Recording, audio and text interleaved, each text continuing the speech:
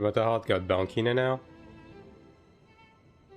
I believe it's the hard mode of Season 1 stuff and some Season 2 stuff as well, yeah. I would have to look at the list again. But yeah, hello Hazard, hello Celine, hello Tomorrow.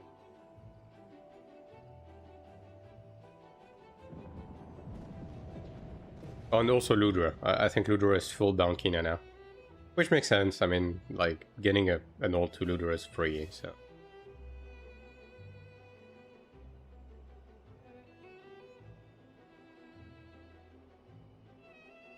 Oh, the shared chat doesn't work for Twitch right now. Hold on. I think it logged me off.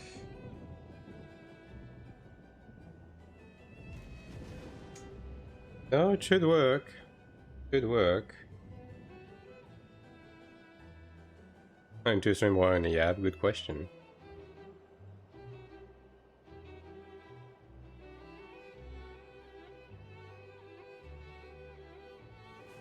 I mean, I guess I'll just...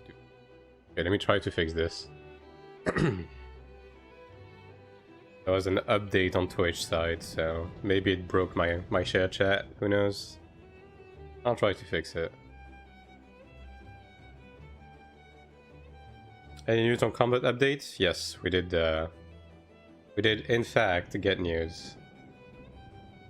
Hello Thrice, hello Raiden, hello Apollo, and hello Anchovy as well. The result.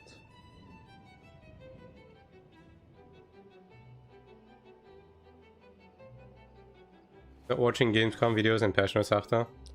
I mean, what's the point of watching Gamescom? Like, that's the thing, right? Because Gamescom is gonna be just trailers, random ass trailers, and then there's gonna be like a 20-second trailer for AION2 that's not gonna teach us anything. The thing with Gamescom is not the event itself. It's the interviews that will come out after the event, right? As well as the whatchamacallit, the following streams and stuff like that, right? People visit, yeah, exactly. Like, what's going to be interesting about Gamescom is not Gamescom itself. It's going to be like the interviews and people who went there and maybe were able to see stuff, right? I'm pretty glad on Suicide Watch after the class balance update. Why? Why? Glad got buffed. And Templar got changed, right? And Ava, thanks for the prime. Like, Gladiator got buffed, and Templar got a change that we will not even be even remotely able to gauge until we play the game. So, yeah. Like, the big question with the CM Hall stuff we sell so far is the potential addition of a GCD type thing, right? But we don't have frame data. We don't have time. They haven't even said if it's going to impact every skill equally. We don't know. So, yeah. Nah, Ryan. I'm here, Riazi. Okay, I'm trying to fix my chat, but it's being... I mean, it should work, that's the thing. I don't know why the API... Okay, well, it's working now. I guess it's just working now. Okay, sure, why not? You know what? Fuck it. Why not, dude? Have you seen Canon's AION2 guide? He tweeted a Google Doc. I haven't seen it, I don't care. I think so, photo N. I don't mind a GCD, some skills are awkward to chain. I mean, the thing with the addition of a GCD is is that it can't be linear across every skills. Like, it would have to vary between skills, because, like, let's say you add a flat 0.5 second GCD to everything, then you immediately kill low impact skills, right? Unless you force them into a chain. So, like, let's say LMB would be dead, for example, if you add a half second GCD, right? So it probably has more to do with recovery frames that pertains to specific skills, basically. So, yeah, I mean, again, we're gonna have to play the game tomorrow to see exactly. It's just tough to know right now. And, like, as for the changes to Templar and Glad, and to Templar and Chandler, sorry, like, the thing is, it doesn't change anything in terms of the ability to macro or not. Just wondering if he's credible enough to follow a guide. I mean, I don't know. Maybe it's good, maybe it's bad. I don't know. If I'm gonna be honest, like, and this is nothing against you, by the way, Alibu. Like, let me just be clear on one front, right? I'm not getting burnt out on the game. I'm not getting burnt out on helping people. I'm getting burnt out on content creation. I hate the space. I hate the people inside of it. And quite frankly, I just want nothing to do with them. So yeah. I don't know what other people are doing. I don't care. It's probably dog shit. And yeah, that's about the extent of what I can say.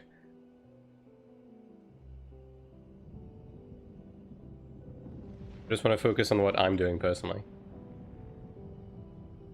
Could be just about good to go now. Good point. Yeah, I mean, that's the thing, right? It's the thing with adding a GCD in this game is that it would need to have some sort of a hierarchy in between different skill types because of the impact, because of the way the game is built, right? Okay, anyway, no problem. I mean, and so I'm sorry that that's my answer to you, but I just genuinely don't care. Because at the end of the day, you're going to tell me, oh, have a look at it, and then it's gonna come from some fucking video where it's like a dude, I don't even know, I haven't even seen it. It's gonna be a dude soy-facing on the thumbnail with like big boobs on the thumbnail to bait people into clicking, and then you click into the video, there's nothing of substance, there's just a link to a GDoc that the guy probably didn't even build himself, right? That's probably gonna be half completely wrong, and half just information stolen from other people. So yeah, I can't be bothered. Because that's pretty much what the entire content space is about. They nerfed Chanter so hard, they didn't. They didn't.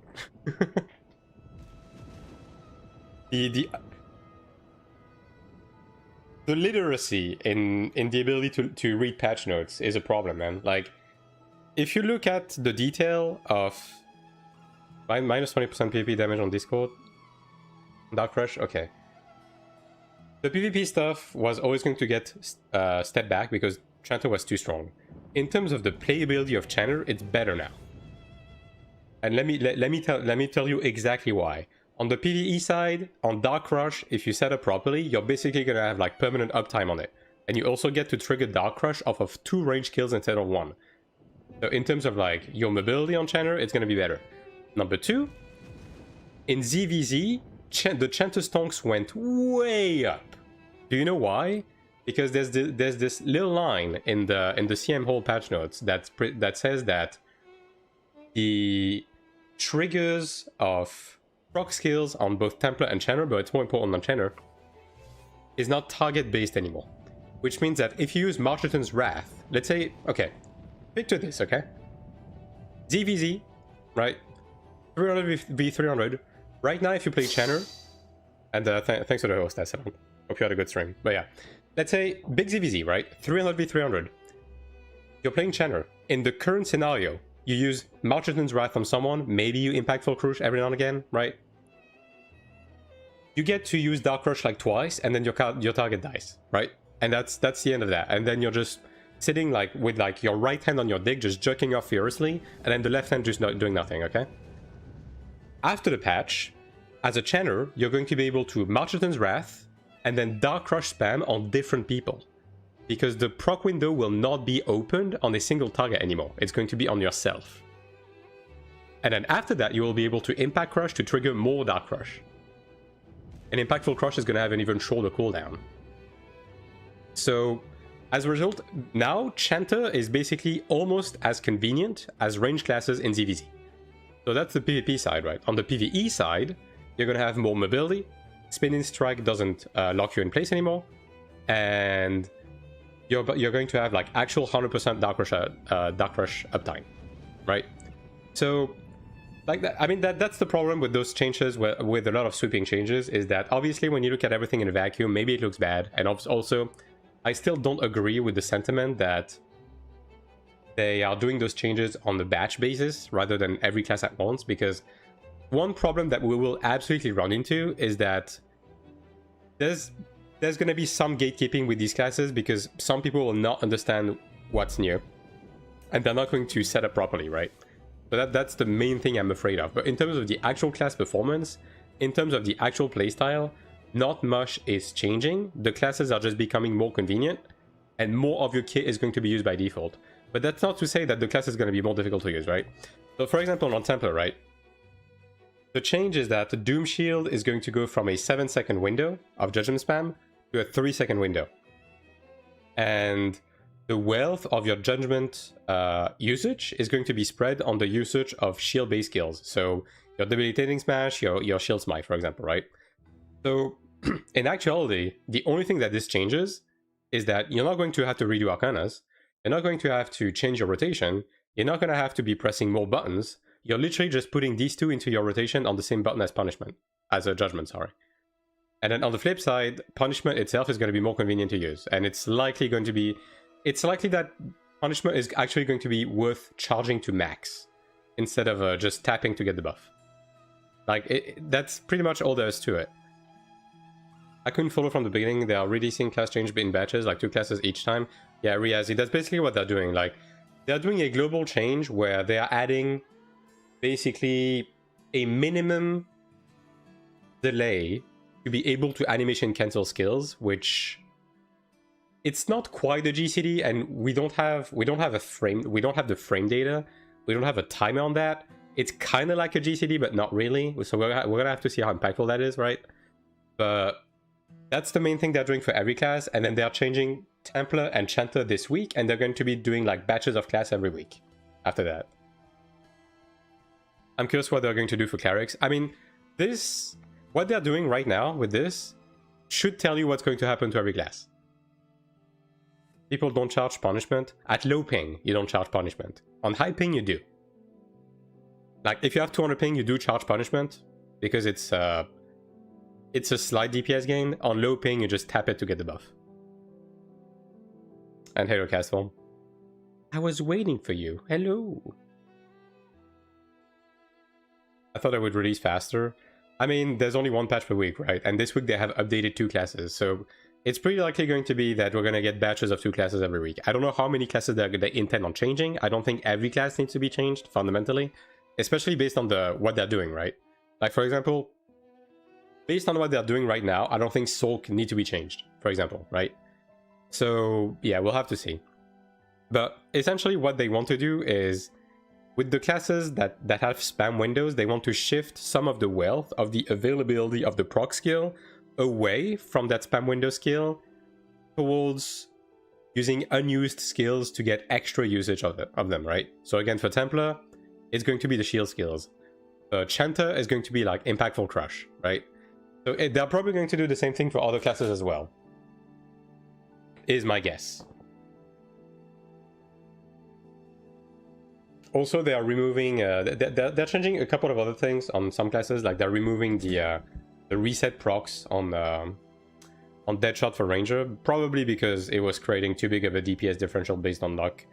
Although there's non-zero chance that based on what they did, I could see them changing like the trap, for example, to resetting Deadshot when you use the trap or something.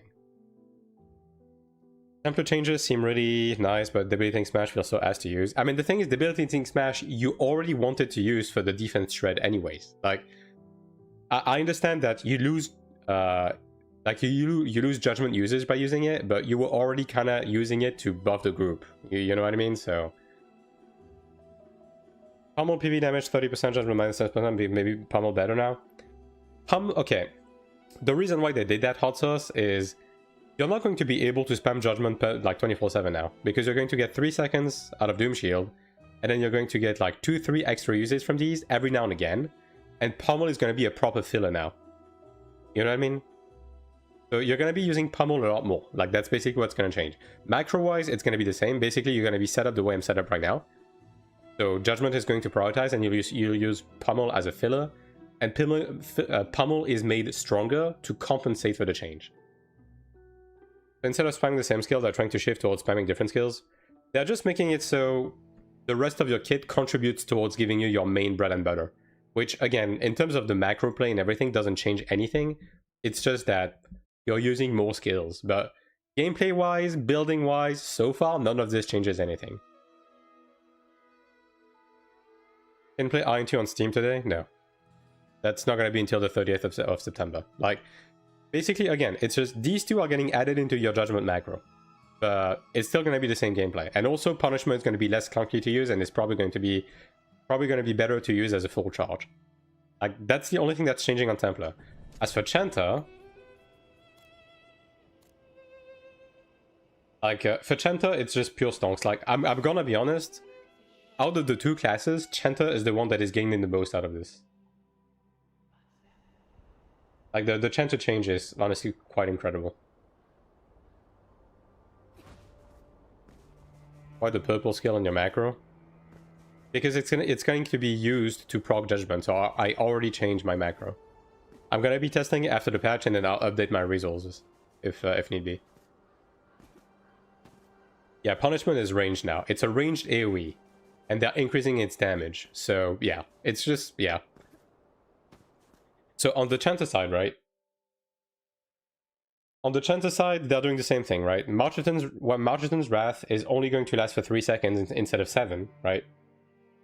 But the activation is going to be on yourself instead of the target, which, as I said, in a ZVZ scenario, it's basically going to allow you to spam Dark Rush at range on different people.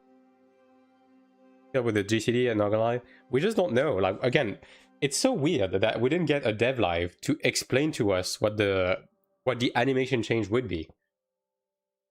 Because again, we don't have frame data, we don't have a timer.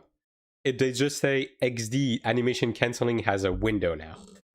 So when does this go live? After this patch. So the server go down in an hour and a half, in an hour and 15 minutes. So like, I think it's 6 hours, and then we'll get the patch. Where can I find those changes? It's in the CM hole.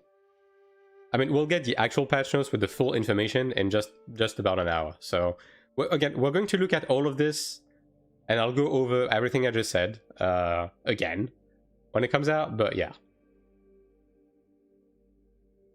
all classes. Yeah, I mean, we'll see. I mean, okay, don't get it mistaken. Regardless of whether this is a good or bad change, people are going to be bitching about it. I can already tell you. People will bitch about it. Because the game is going to slow down a bit, number one, for every class. And number two, for Templar and Chanter, they're going to have to figure out what is the optimal way to, like, you know, manage positioning in the macro in a manner that makes it so they can basically play the same. Did they nerf Cleric? Not really, no. Chanter sounds nuts. Yeah, I mean, the Chanter is just like net game. Spinning Strike is now like mobile, so it doesn't interrupt your movement anymore. So stonks on that. And yeah, Marcheton's Wrath and Impactful Crush both proc Dark Rush, and are not reliant on the target, but instead on just the window opening.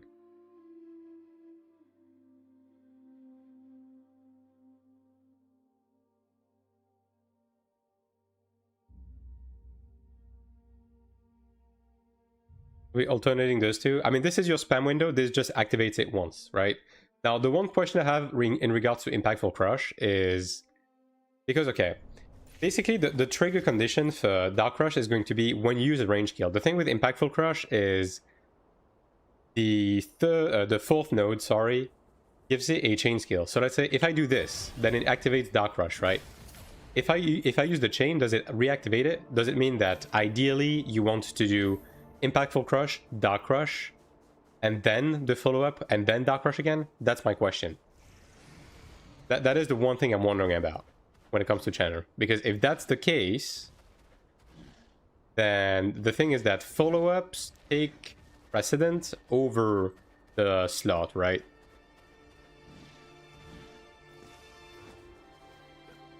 So if that's the case, you may not be able to macro that. On Templar, it's not going to be a problem to macro. That's the one question I have, though.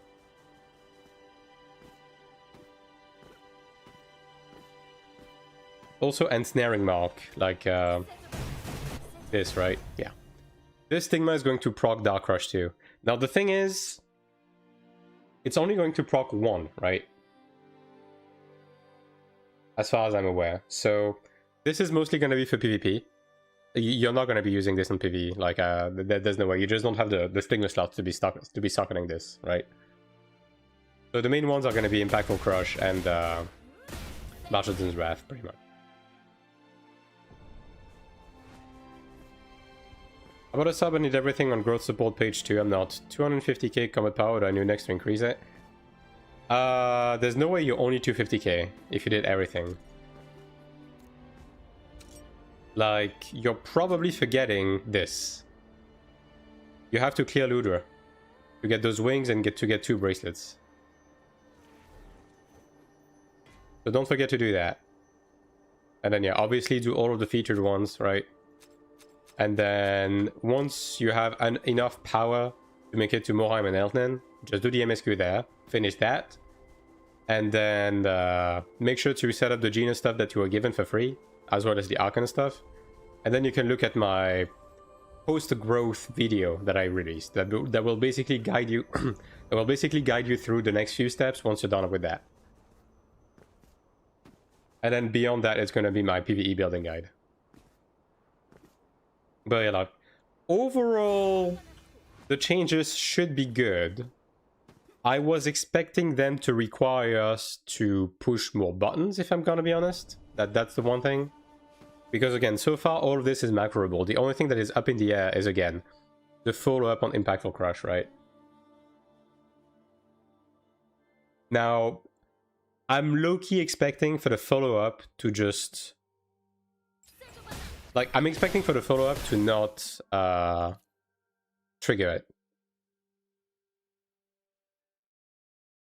Because, like, in the Patchnote thing, they're saying that the range skills count as Impactful Crush, Marcheton's Wrath, and Ensnaring Mark, right? Which doesn't include that follow-up. So if that's the case, then yeah, that's GG's. You're just going to be able to macro that shit easy. Like, the only thing that's going to change is... you're going to be... Let's see... Because right now I'm only using this, right? Pretty much, yeah. Yeah, you're literally just going to do this, basically. I guess. And this as a macro. That's it. Like, the macro itself doesn't change, right? You're just gonna do this. That's it. How do I kill Ludra? Is it a conquest? It's a sanctuary. It's this. You just join a pug and you go. The fight is incredibly power crept. So yeah, you just make a group, you go, you kill it, and you'll be able to complete them. Isn't follow-up removed from Impactful Crush and changed to skill speed plus 30%? Oh, is it? You see, let me have a look at it again. The yeah, because I know the cooldown is getting changed, right? Because right now the cooldown on this is 15 seconds, and it's getting lower to like 10 seconds, right? Oh yeah, you're right. Yeah, they're just removing up the follow-up. Okay, well, never mind. Then the question isn't even asked. It's not even a question. There you go. Just more skill speed. That's it. Which I guess will make even more of a gain.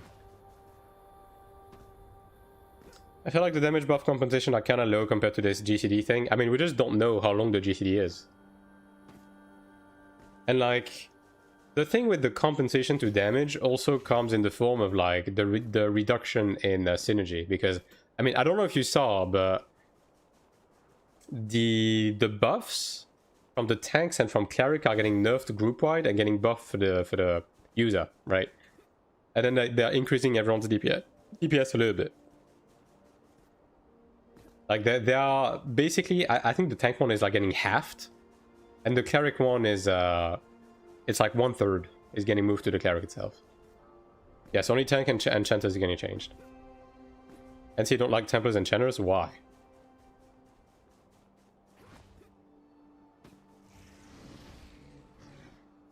Like, those changes are honestly good. Like, for what it's worth, again, playstyle-wise, building-wise, it doesn't change anything.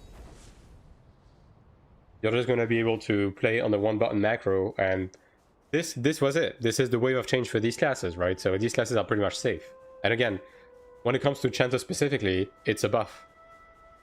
Like, it's making Chanter even better in ZVZ, right? And in PvE, it's making it even more mobile. So yeah, no, like, there's absolutely nothing bad about those changes. Again, like, Templar, you can argue, yeah, you're gonna be forced to use a couple of skills that bound you in place a bit more, technically speaking. But you're also getting less jank on punishment, right? Do you think one of the devs play Channer? I mean, we know the Taiwan guy does, right? So I don't take it easy. So yeah, I mean that's pretty much the gist of it. And again, we're gonna go over all of that again when we look at the full patch notes. But less damage for Templars for more effort and less buffs. I mean, the like Fury is getting nerfed, yeah, but like they are compensating it. And hello, Kitty. And there's not more effort. You're still just holding down one button to play the game. It's just that your macro is going to be slightly different. That's it. And again, maybe you're like, because you're using Shield Smite, you're going to be bound in place every now and again because you're going to have to use it to trigger Judgment. But like that's about the extent of that. But again, on the flip side, punishment is going to be ranged, so it's kind of whatever, right? Like you're just going to have to use Shield Smite. Like that's the only thing that changes, and you don't even have to build into it. It's still going to be level 12. You're still going to take the exact same nodes. Nothing changes. It's just that, again, you're just adding these to your macro. Like, that's it.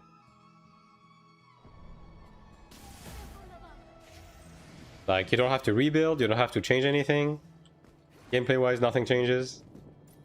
And DPS-wise, we're going to have to wait and see until after the maintenance, because a lot of things are changing. That's one thing, right? That is one thing with this patch, is that we are getting changes that are not necessarily thoroughly explained in the patch notes. So yeah, honestly TBD, but I was expecting something more sweeping in terms of changes. Again, Chanter is the winner in this, and it honestly just tells us, it just kind of tells us what they want to do, right? Because like if you look at Gladiator, they're basically going to do the same thing, right? 10% less on Judgment, yeah, but 30% more on Pummel. And Punishment is also getting buffed. Like, the thing is, Judgment, you're not going to be spamming Judgment as much. You're going to be using other stuff, and the other stuff got buffed. That's where the compensation comes in.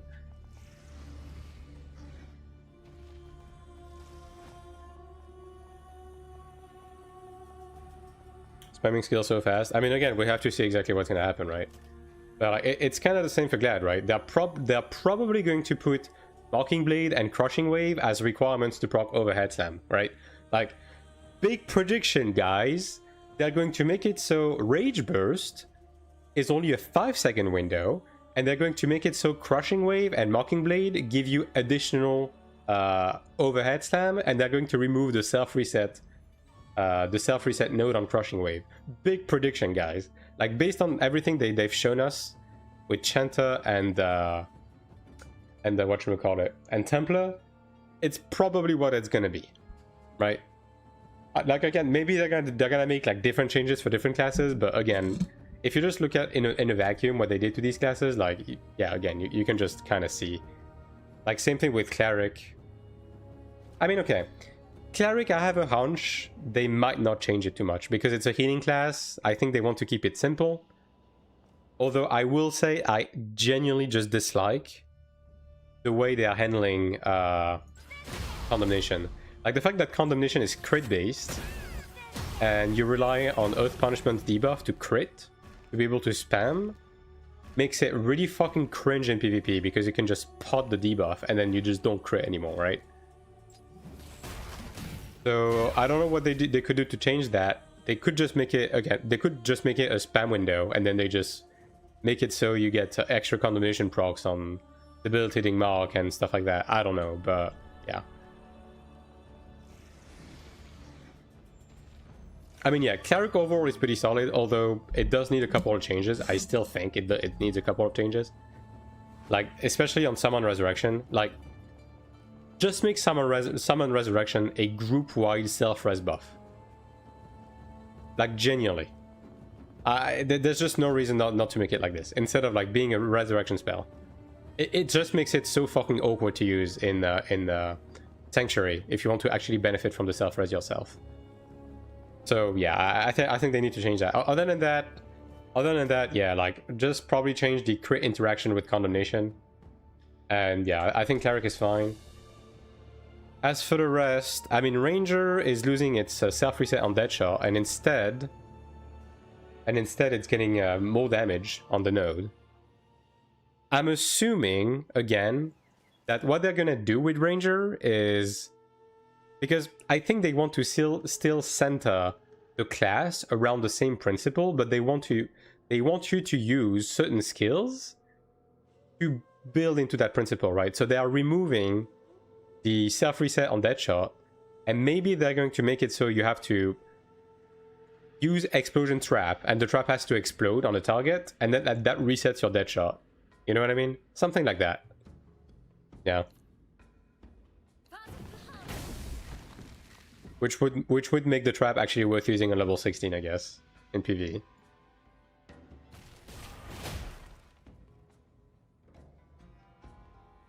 To give Cleric another res and Chanter one res like an Ion. I'm gonna be honest, my ideal change would be to just remove Resurrection altogether and just make everything life-based. You know, like everyone just has access to self-raise, and you just like make stuff life-based in content. Because having to waste the Sting Missile on Cleric to socket the res, when most people don't even wait for you to use it, and then putting a self-res passive on it when you can't even use it this way, because if you do use it this way, then you don't have it to res other people. It's just fucking awkward. Like, again, my ideal solution, and I'm still standing by that when it comes to the res shenanigans on Cleric, is I genuinely just believe they should remove Summon Resurrection, and they should just simply put a self-res passive on Light of Protection. So if your group member is within the range of Light of Protection and they die, they can just self-res. And same thing for the Cleric. If the Cleric dies, they can just self-res, right? And this way you would even have a reason to use Light of Protection over Undefeated Mantra in proc scenarios, right? Like, I don't know. But on the flip side, on Chanter, they need to give Chanter more healing. They just need to give Chanter more healing. I think this point, this day and age, with the way the two classes are built, there's no reason for Chanter to not have a healing light equivalent. I think at this point, yeah, it doesn't make any sense. So like that's honestly the main thing for me. And yeah, like, I mean, Assassin, again, to me, Assassin is the one that needs the biggest rework. Like, out of all of the classes, Assassin is the one that cannot be fixed by simply doing what they did on Chanter and Templar. I hope it's not going to take them too long to fix the class, because this class is a fucking mess, man. I genuinely dislike the way Assassin is built. Yeah. This fucking buff, like Elusive Clone, is so dog shit. And the thing that people don't realize is that, yo, okay, before I say anything, people in chat, is anyone in chat right now planning on playing Assassin on Global? Like, say +1 or something.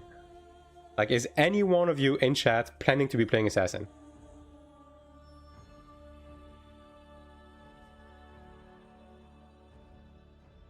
To any extent.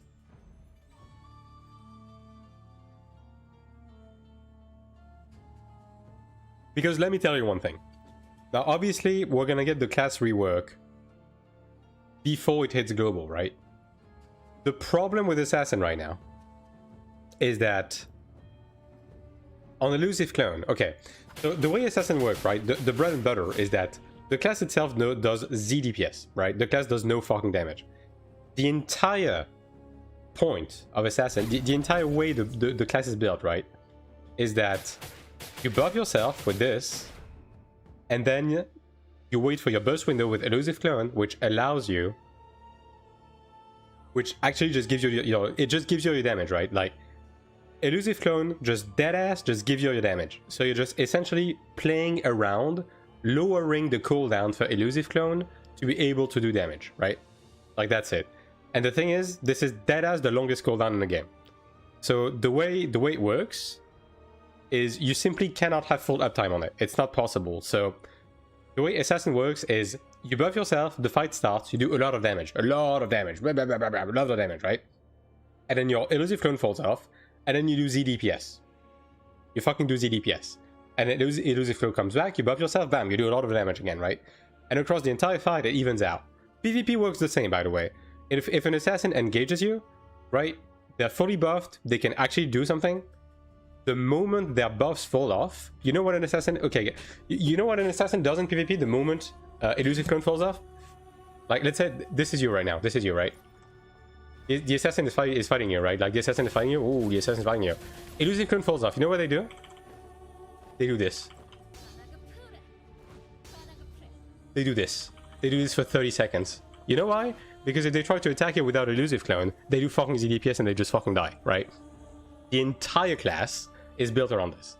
Now, right now it's already pretty bad, but they basically put a patchwork solution in chapter 1, which is that at level 25, and I mean you can't see it, but at level 25, elusive clone, every time you do a back critical, it lowers the cooldown of elusive clone by 1 second. So because of that, as long as you're able to get back shots on assassin, the delay between elusive clone usage is not that bad, right? You don't have that much downtime, right? It's still pretty bad, it's not that bad, right? But the problem is this is at level 25. This is at fucking level 25. You know what we're not gonna have on global? Level 25 stigmas. Which means that on global, assassin is gonna have twice, even more than twice, the waiting time on elusive clone, because early into the game's lifespan, we're barely gonna have illusion, right? We're not gonna have those bracelets, right, with fucking illusion. This character doesn't even have it because this character is dog shit, but we're not gonna have illusion on bracelets. We're not gonna have as much illusion on pantheons, right? And then on top of that, you're not going to have your level 25 elusive clone to reset, to like lower your cooldown on elusive clone. But let me tell you right now, if global was to come out tomorrow, and assassin comes out on global the way it is right now, assassin is the worst class in the game. It's just straight dog. Like right now, assassin is holding by a fucking thread. The class barely functions because of the crutch of the elusive clone procs, right? In PvP, assassin is great for ganking in open world. The moment you put that motherfucker in a 1v1 arena, that shit crumbles. You know why? Because the assassin engages you at the beginning. You would try to wait out the elusive clone, and then he's a fucking little bitch baby that you just like clown on, right? And then his elusive clone is down, right? So you just like farm him before it's even back, and then you just win the arena, right? So assassin is a one trick. Elusive clone is a problem, and if they want to rework this class right now, like they're gonna have to do a lot, man. Like they're genuinely gonna have to do a lot. The way Insignia Explosion is built is fucking stupid as well, right? Like, for what it does, it shouldn't be a bread and butter skill that is spammable, right? Because this is a stun, and this is a stun that does a lot of damage. So it makes the class simultaneously be a one trick, as well as having some stupid shit. Like the class is just built like shit, I'm gonna be honest. So yeah, they need to do something about the buffs. They need to do something about the level 25. They need to do something about Insignia Explosion. They are already something about they're already doing something about the Insignia debuff right now, because up to now they counted as individual debuffs, which means that if you wanted to fucking dispel yourself when an assassin is on you, you were debuffing the fucking insignias for some reason. Even though on AION2 that wasn't the case, I don't know how they fucked that up, but at least they're fixing that. But yeah, like assassin is the one I'm just genuinely surprised assassin is not the first class they're changing, because it's probably the class that is in the most need of a rework overall, and the class hasn't gotten touched in weeks. Because like the class was still hanging on the hope that it was still a top DPS because of its broken elusive clone ability, right? Because with most of the endgame being power crept, the fact that assassin was burst heavy made it so that for short fights, assassin was the king, right? Because no classes had as much burst as assassin. But as other classes have gotten buffed and everything, it's not even necessarily at the top at doing that. It's still pretty good at bursting down a target, but it's not unique to that class anymore, right? Maybe it's not the first because they're trying to work things out. I mean, yeah, possibly, right? But I'm just saying, for people in chat, right? For people in chat, if you intend on playing Assassin on Global, be on the lookout for everything that's going to happen on the class for the coming month. Because my honest to God advice from me to you, right, is if the class remains the same, and they don't change the elusive clone thing, probably don't play the class on global because you're not gonna enjoy yourself. And I know it sucks. I like the fast attacking double dagger class as well. It's literally in my fucking name because I played assassin and AION1, right? But if they upkeep the class the way it is, and if they keep elusive clone the way it is, there's a non-zero chance that the class is going to be a catastrophic failure early into global, and it's going to feel like dog shit. So yeah, again, this is not me discouraging you from touching the class. This is just me telling you, be very attentive as to what happens to the class in the coming weeks. Just me to you. I just said that Templars will provide weaker damage buffs than Glad, while Glad already still deal more damage and bring better buffs. I mean, Gladiator is just the fucking golden child of the game. Now, that's not to say that Templar is weak though. Like, let's call a spade here. Templar is incredibly strong right now, and I don't think this patch is going to nuke it as hard as you think it is, right? Obviously, the Fury buff stinks. Like, the Fury nerf stinks, right? But I think we have to wait and see exactly what's going to happen with this patch before we put a final judgment on it. Although that's not to say that Gladiator is not still going to be the best class in the game. That's undoubtedly the case. The Glad is just broken right now. But we have to wait for this patch. We have to wait for the next few batches of class changes, right? Like, it is what it is. What class will be great for the start of Global? I mean, okay, but the thing is, I can tell you right now, based on how the classes operate and how the early Global is going to be because of, like, the stats and everything, right? Like, I can tell you right now, is it going to be the case when the game comes out? Probably not, because, we're just going through changes right now. But right now, I think the best all-rounder on Global at launch is going to be SM. For multiple reasons, right? Number one, SM has solid group DPS, and it's not losing much of anything by losing level 25 stigmas, right?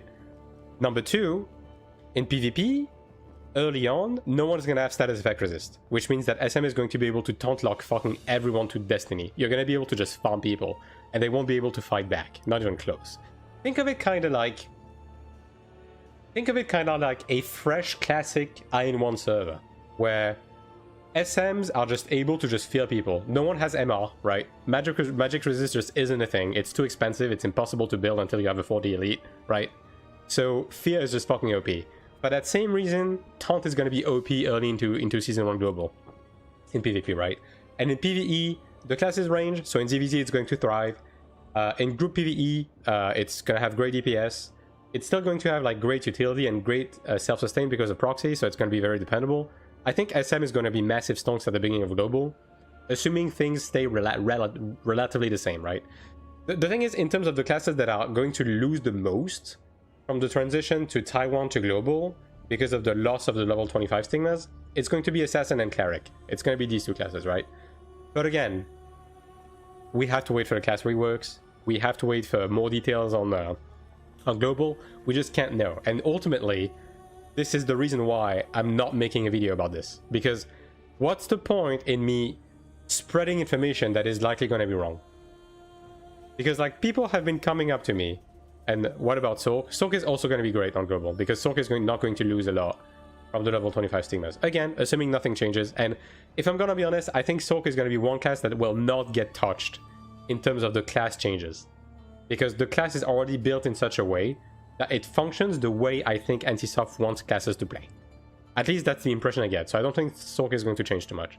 But anyways, I get people that come to me constantly as of late, right? And they keep asking me, why are you not making global guides right now?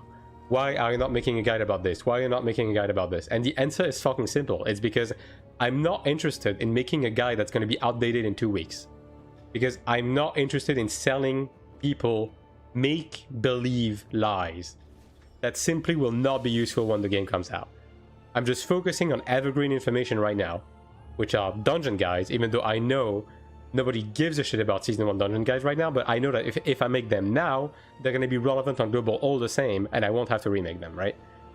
And then, like, on the last 2 weeks of September, I'm going to start making a couple of things. I'm not going to make everything, because again, a lot of things are just going to be completely dark in terms of the information that we have, but I'll start to make some stuff. Let's go here with Doomed. Not really, no. Will the SM be weak at the start on global server, just like in Taiwan? I literally just said that SM would be good. Anything big in today's patch? Array, potentially a GECD adjacent thing getting added, although we don't have any information on the frame data or anything. And Chanter and Templar are getting revamped first, but it's not going to change much gameplay-wise, outside of Chanter being a lot better in ZVZ now.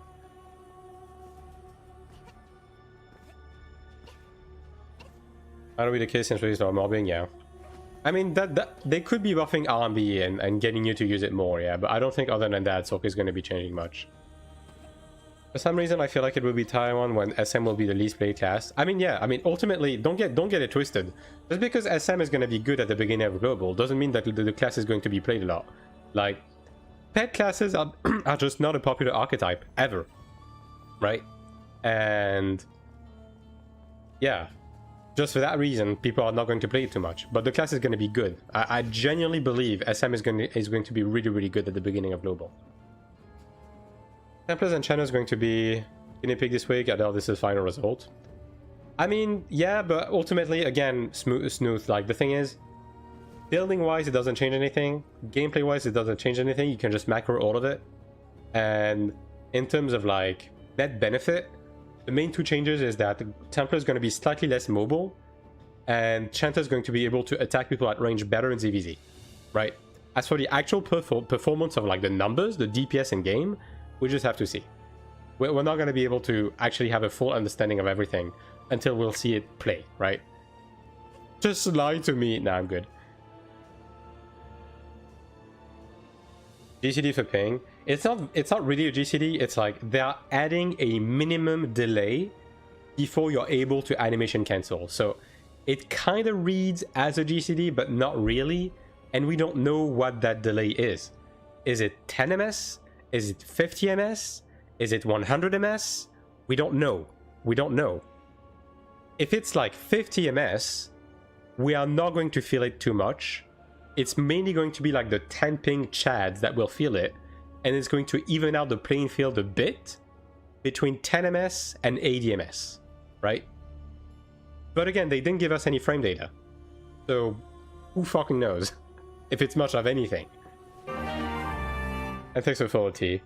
Do you think the GCD chain thingy will impact gameplay when it comes to macroing, holding down a button anymore? I mean, the absolute worst it could do or Origin is that you just increase that number. And thanks for the follow, Nick. Like, gameplay-wise, it's not going to change anything. It's just going to lessen the gap. I think, like, just looking at the changes they're doing and, like, the way they're introducing this, my prediction is that they want to lower the gap between 10 ms and 80 ms. That's my prediction. I think the gap within that bracket is going to lessen a little bit. Is it going to be completely fixed? No. I think it's going to lessen the gap. Anything above 100 ms, you're still fucked. That doesn't change. Maybe you're going to be like 10% less fucked, but you're still going to be fucked, right? But I do think that if the performance of the game is about the same within 80 ms, I think that's a reasonable place for the game to be at. Are they actually going to get us there? I don't know, but that's my wish with this patch. I'm curious how they would balance global since they are following current Taiwan servers. We're just going to get the same balance and QL pretty much, just season 1. I wonder if those delays are impacted by attack speed. That would be funky. I think it's just going to be deadass. When you press the button, there's going to be an MS window where you cannot use another skill anymore. Again, think of it like a GCD. But I don't think it's going to be visible. Like, I don't think it's going to like visibly put all of your skill bar. Okay. Like, you know, on WoW or on Final Fantasy 14, when you use a skill that is part of the GCD, it puts all of your skills in cooldown, right? I don't think it's going to be that. I think it's going to be more like AION2, where certain skills have certain like recovery frames, and every skill has like a minimum recovery frame to animation cancel. I think it's going to be more like AION2. on that front. So we're not going to have a visual feedback on the delay. It's just that you're just going to need to have the understanding that when you use the skill, you won't be able to use another skill for 50 frames. Like you know what I mean? I mean, maybe not 50 frames. That's a bit much, but but I mean, like, you know what I mean. And welcome back, Raiden.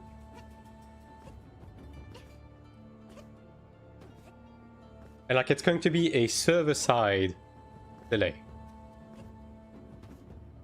But again, we just have to see. Like, ultimately, we just don't fucking know what they're gonna do. For all we know, this is gonna have zero impact. Maybe it's going to break some macros. Maybe it's going to break software software macros, right? The one that spams, that hold and spam, right? Like, maybe it's going to actually fix delays between 10 and ADMS. Who knows, right? But yeah, I mean, that's what they're doing, and yeah, that's pretty much it. I could be doing some content, by the way, while I'm yapping right now. I probably should be doing this. I mean, I could also be looking at Gamescom, but ultimately Gamescom is fucking irrelevant. Like, if you look at Gamescom right now, you're just going to look at a bunch of trailers of games you don't give a shit about, and then you're going to get like 12 seconds of AION2 with no information. So, is it in the ADMS window? It should be something like that tomorrow, yeah. I know like the worst differential within North America is like around 100 ping, because that's how it was on the NA Classic, right? Trailer, right? Yeah, it's just going to be a trailer. So the thing is with just getting a new trailer is that what the fuck are we expecting? We already have the date. That's the best we could get from a trailer. Otherwise, we're going to like see promotional material that we've seen before. There's not going to be an interview. There's not going to be more detail. There's not going to be a breakdown. This Gamescom shit is useless. The only thing that we care about is the interviews and the feedback we'll get in the coming days after that, right? So watching it is pointless. But yeah, let me just jump into stage 4, I guess. Oh, this guy is a little stinky. Ah, whatever. Whatever.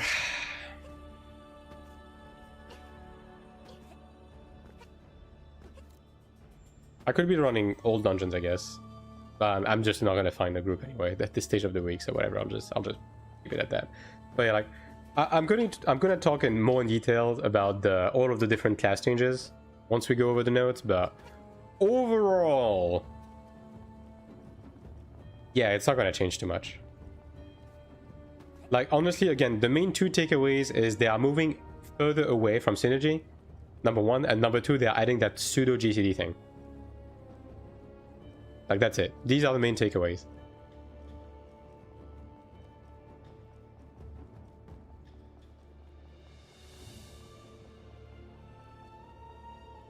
Going to get Nimon's ass in 8K? You can do that in game right now.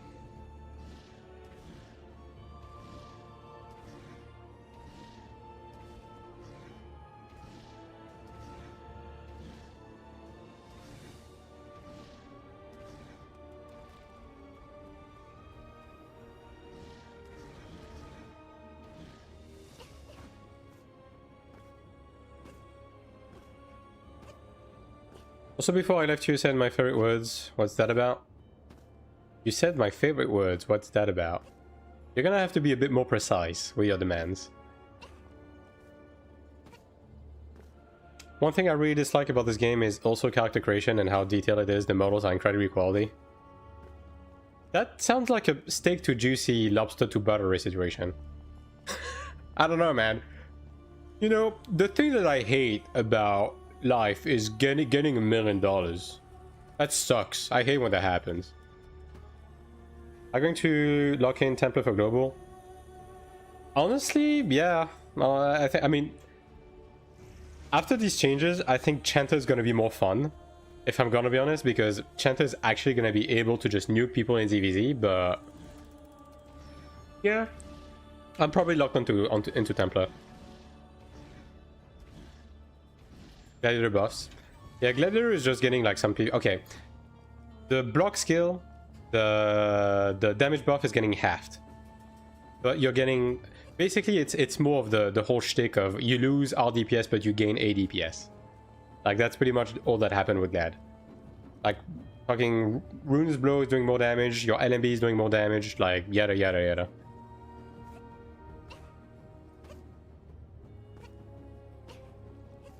Like or dislike? Oh, I may have read you wrong. I'm sorry, man. I'm just too used to people being negative. I'm just filling in the blanks. It is what it is.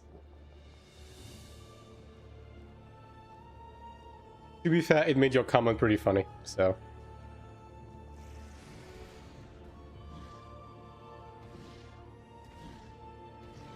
What was your main in AION1? Everything. I played everything.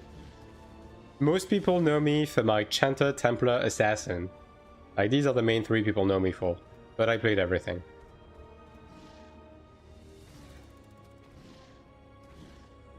I really hope they close the gap of ping dependency. I mean, that's the point of this patch, right? We have to see how impactful it's gonna be, but that's the point of this patch, ultimately.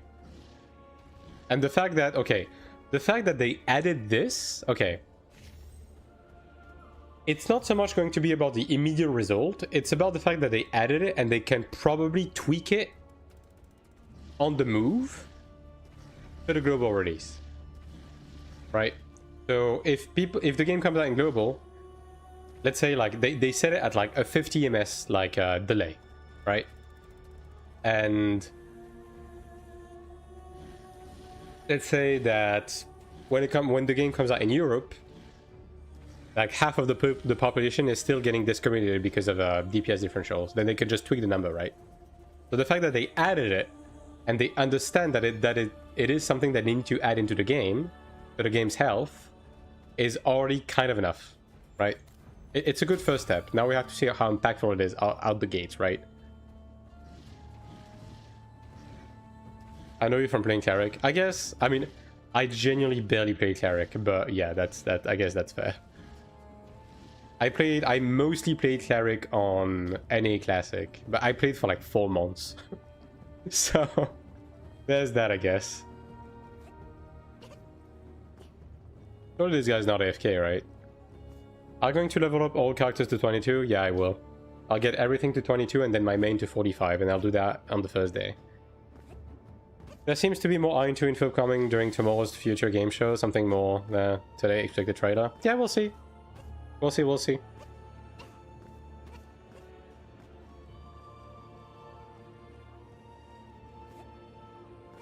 On AION2, not 1? Yeah, okay, that's fair. I mean, I was talking about AION1 in that specific scenario, right? So, what did they add in this patch? Okay, well, this guy's just AFK. Cool. They added a... They are adding a forced delay before you're able to animation cancel. Which means that it's kind of like a GCD, but not really. How many ults you plan on making? 7. It'd be the same for AION2. I mean, it depends on where you live, because like the server locations are mostly going to be the same, right? What about priority once you're 45? Get the other characters to 45 afterwards. But like after that, it's just going to be the exploration stuff. Get to 16, 1700. I'm doing that, and then after that, start running dungeons and start going through the motions. Was it in the patch notes? Yeah, it is. I mean, we're gonna get the actual notes in 30 minutes, but yeah, it's basically, let's see.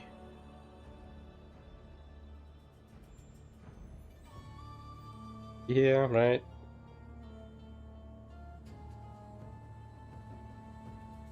Where did I put it? That is the big question right here. Should be here. Yeah, okay, it is here. I think it's this? Yeah, it's this. That. That's the funny thing. The funny haha thing. Let me just translate that for you so you can see firsthand.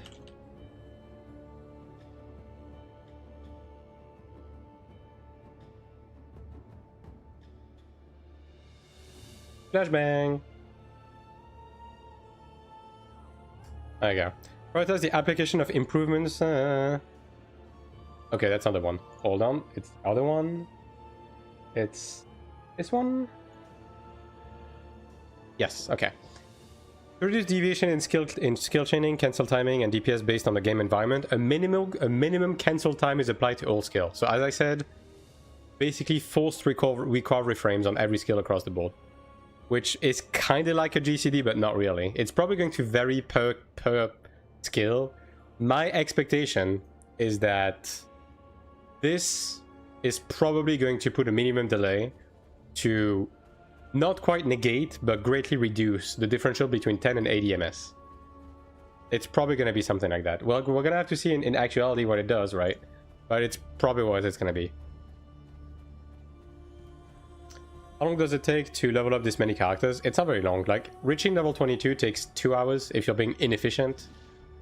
And reaching 45 after reaching 22 is going to take like an additional 5 to 6 hours.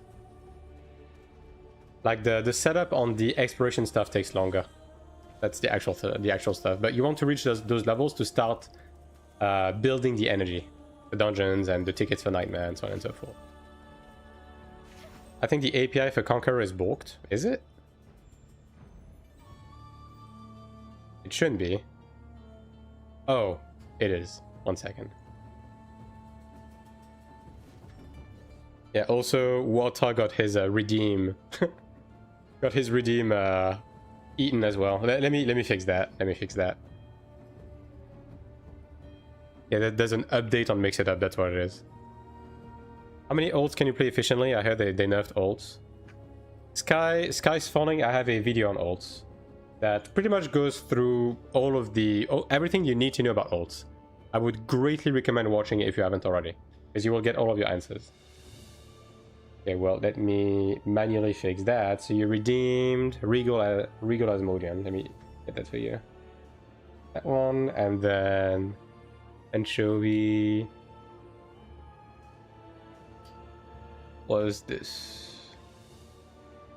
Okay, well, I'm not going to be able to fix your name because the way I have it set up, I can't really fix it manually. So I guess I did scam you. It is what it is. You're Radiant. Congrats, man. You're getting a free redeem. That's crazy. I'm way too excited for tomorrow. I'm cautiously optimistic. I am very curious for sure. This is plagiarism. I need some good news options to spend my gems on. Give us options. Some good new options. Alright. I mean, I do have ideas. Like, I have stuff that I want to do. It's just, man, I just don't have time. Like, can I just... Okay. I made 4 dungeon guides this week. like, you know what I mean? Like, this coming month is a fucking nightmare for me, bro. Like, yeah. When the game starts, red trap time. I'm also having to deal with the house renovation on the side because they started yesterday. Like, I'm having to deal with like other real life stuff.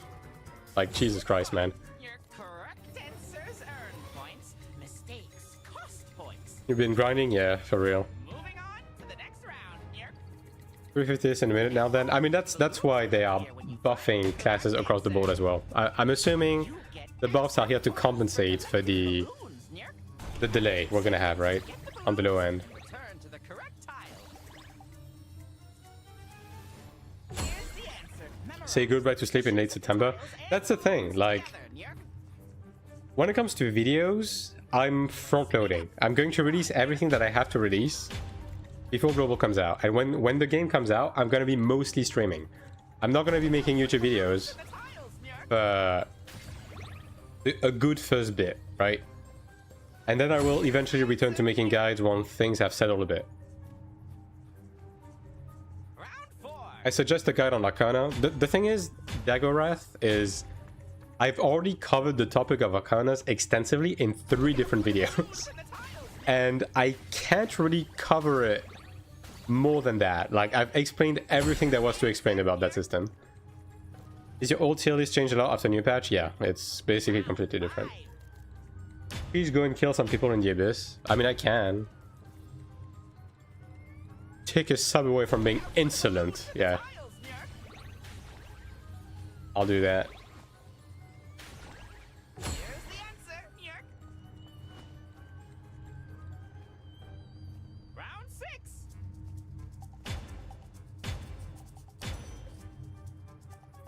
Not much of a YouTube enjoyer. God damn, bro. So, like, basically, in terms of the Arcana stuff, I've covered it in my content and system overview, I've covered it in my growth guide, and I've covered it in my PvE building guide. Round 7. And I think on all 3 of these videos, the Arcana segment should be timestamped. So if you only want to look at that, you can do that. And global people need to learn the sugar trick. I will, ASP, I will. Again, I'm just sus of the Tal game. I have a feeling they're going to nerf it before global. But I will, yeah, I will. Happening when it pops up or later. It doesn't matter. The only thing is you don't want to overcap on keys. Like, you will really want to be incredibly diligent when it comes to not letting that shit overcap. Because the AP amount at the beginning is going to be very relevant, as well as the crafting materials to make your basic shit. The overwhelming majority of your fluxes and your Odil will come from sugar. Like, trying to dare them. Yeah, I mean, look, we'll see, right?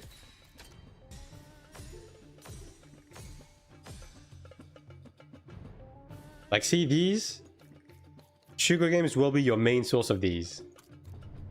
And you will need a decent amount to craft your shit early on.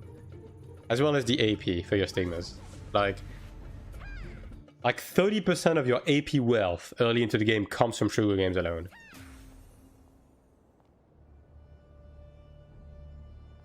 And I'm not even kidding.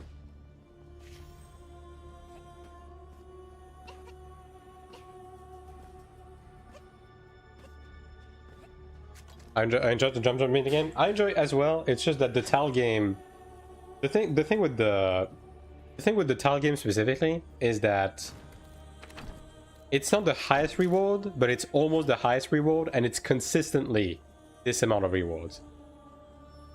Brawler and Moheim and a new trader. I mean, they're probably just they're just showing shit for the game, you know. A new trader. Okay, we can have a look at it. Thank you, Yevi. Let's see.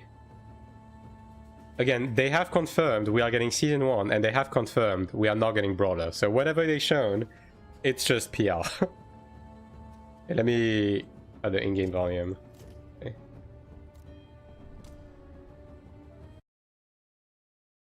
Will I fall much behind if I miss the first 4 days of global launch? Nah, not really. And Apophis, thanks for the resub. Your 15th month, that's an OG. And to train games come strong while the release date? Yeah, I'm gonna look at that right now. Alright. 1.5 minutes.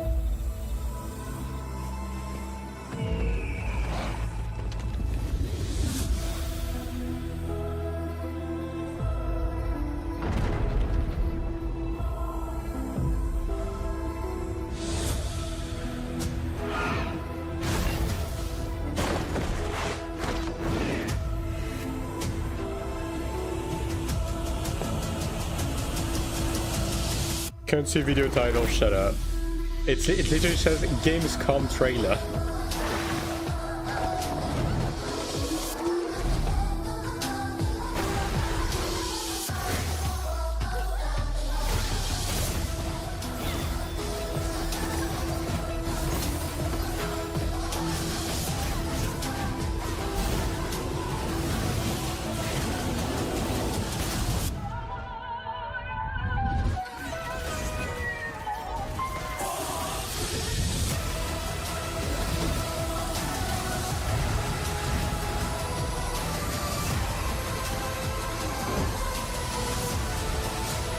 Yeah,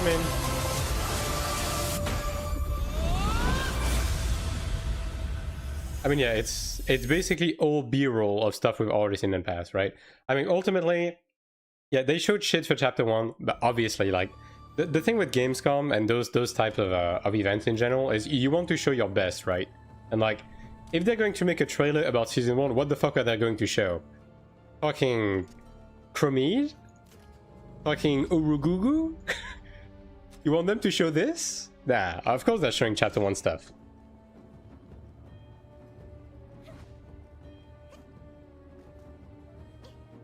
This is full advertising. All this cool shit won't be available right away. Yeah, I mean, ultimately all this shit will be available within the first year, right? So it's fair game. They just want to show what the game will have to offer, right?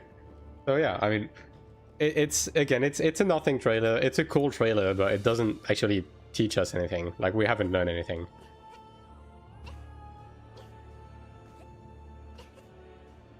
Armor skin looks better than paid outfit skins? Yeah. We'll agree. Looks more like a fan video, not a promo.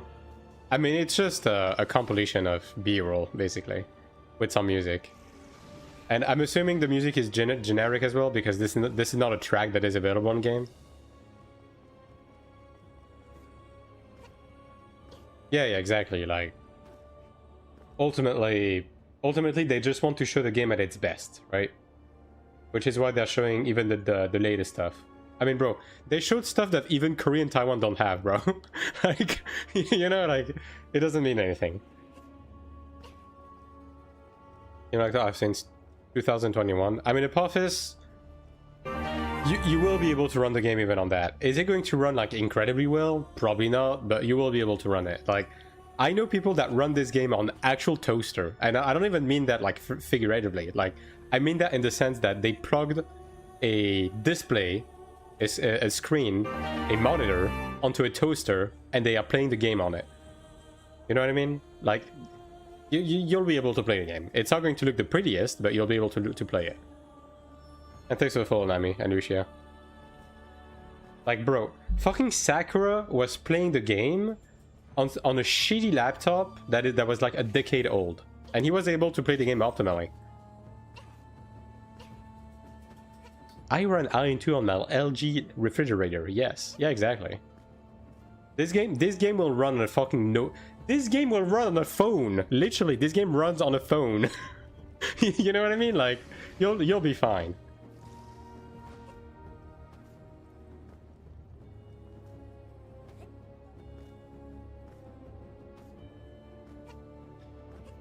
Having a basement, hardline, and a server. I mean, yeah, but the thing is, if the game doesn't run, it doesn't matter if he has 3 MS, you know? Also, like, with ping that low, you start to be limited with your hardware, and he wasn't doing bad, so, you know, there's that. I probably won't have time to run anything, dude, like, whatever. I'm just gonna be yapping. We bitches be yapping. There we go.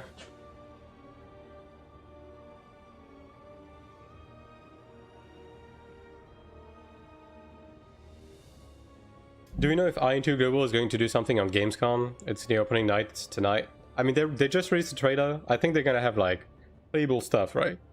As well. And there's probably gonna be the usual, like, interviews and stuff like that. So in the coming days, we're probably gonna, like, start hearing about some details, perhaps, potentially.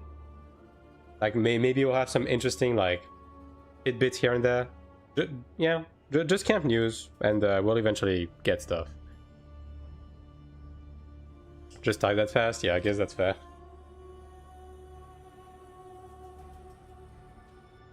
New trailer showing chapter 1 content. Why? Because when you pay for an advertising slot in a gaming event where nobody gives a shit about your game, it's not about being faithful, it's about showing your best, right? So they were not going to show Vacron's big Rudy ass as the main advertisement for this game. They're just showing the pretty new areas and the pretty new raids. We're not gonna be getting them on Global. They just want to appeal to a wide audience because they paid millions for that slot. It's that simple.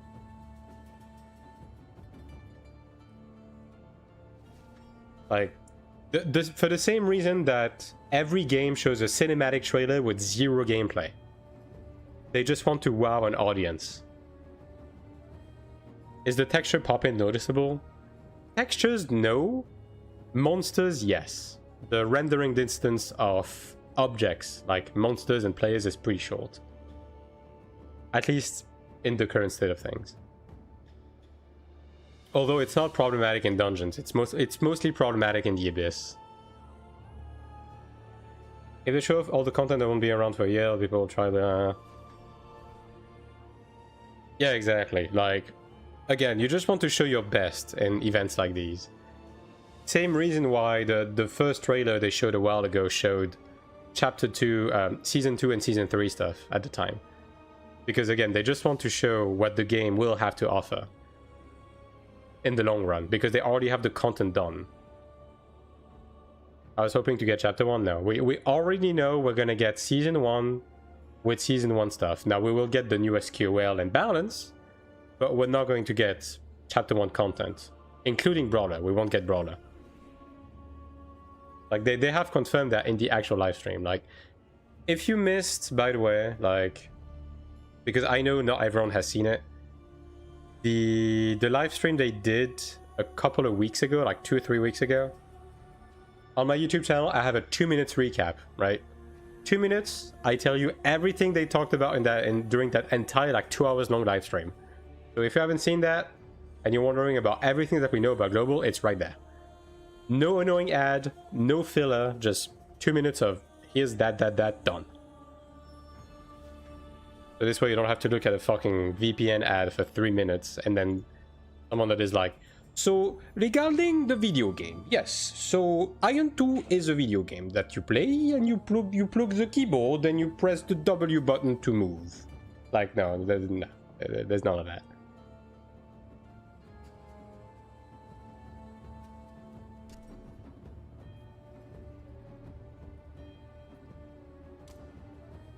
Your Eastern European accent sucks. I mean, yeah. It's not meant to be good. Gotta work on it? Ah, yes. I need to work on doing accents. Great advice, thanks.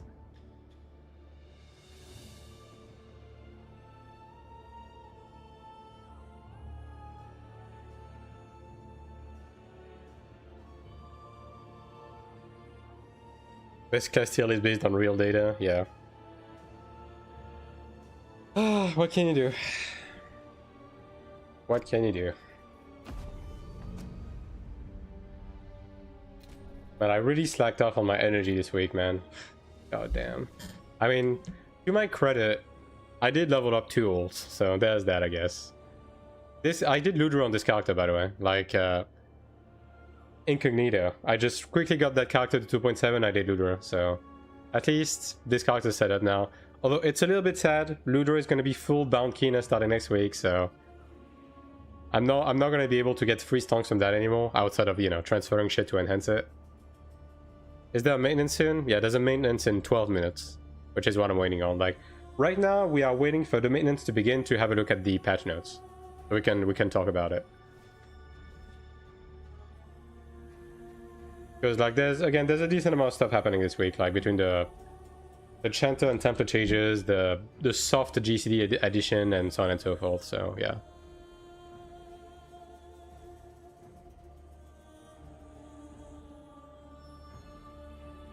Oh yeah, and also we got the announcement date for Sanctuary 4. So basically Sanctuary 4 is coming out in 2 weeks.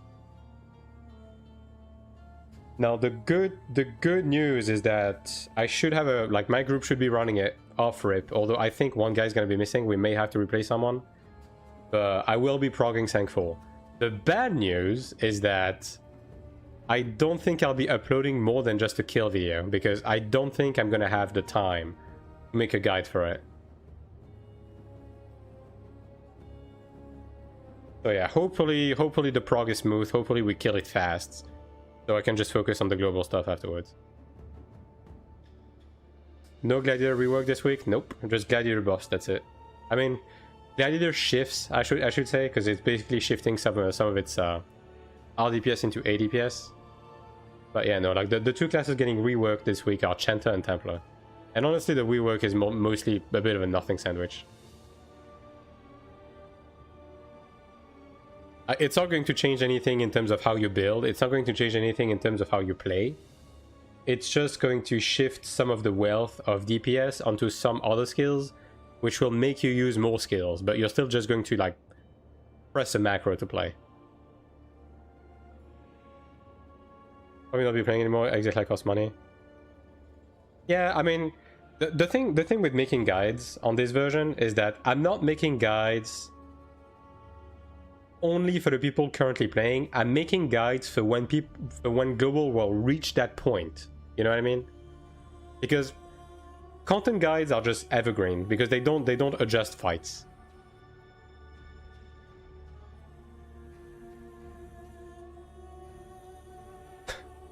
How about no Yukiri? How about just no ether tech? Kitten tech with the giant cannons and Fist of Doom. I mean, AION2 literally had that though. AION2 literally had a fucking kitten, like a mech.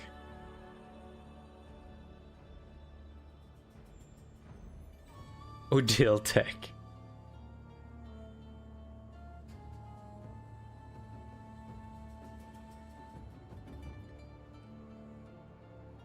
We're here too. I don't think we need ether tech in this game. Look, at the end of the day, if they're going to do something wacky like ether tech, I would like to see them try something different. You know what I mean?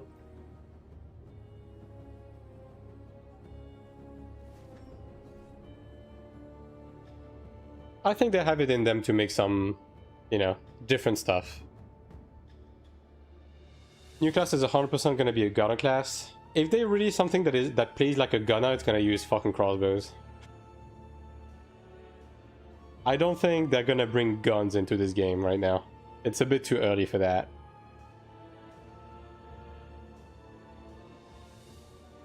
You morph into a below.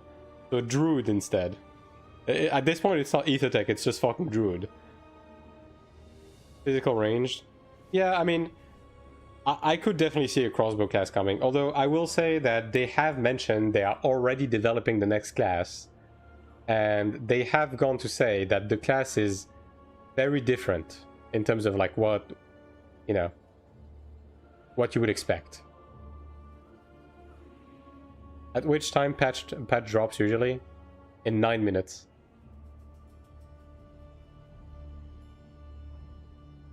So I mean, if they're going out of their way to say that they're making something different that is quite interesting, and then they come out and it's just a crossbow class, like, I don't know, man.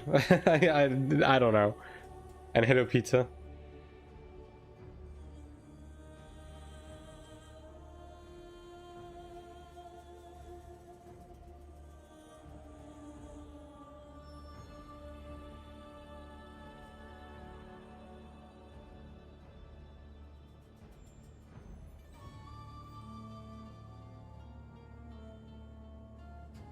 Three stances class with guns that wants to play melee in the rear of the boss, we'll call it Deadeye. Yeah, okay. I'm gonna be honest, if they keep going the way they're going, bro, they're gonna have fucking side indicators and have a flank class at some point. Like, I don't know if we want to push the meme that far.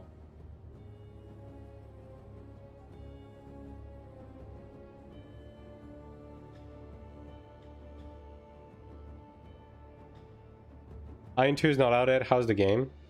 The game has been out in Korea and Taiwan for like 9 months. And the game is great. Rock throwing class. Yeah, a slingshot class. Let's go. Deadeye is Lost Ark class? Yeah, I know. Maybe a warlock that commands fallen battle, but that's not likely at all. Yeah, no, I don't think it's gonna be that wacky. I think they can go wacky. I don't think they're gonna go that wacky. Exact same issue, and in the radio take too many brawler. Yeah, I mean, I still think the concept of a frontal DPS is kind of dumb, right? I mean, I understand why they did it, because I think they want to leave the indicators to front and back, because they basically want to do it like Lost Ark, right? I still think if they wanted to have DPS classes be somewhere other than the back, they should have gone with flanks instead of front. I don't know. Maybe call me a bit like old-fashioned or something, but yeah. Global's gonna be awesome. You can say that again.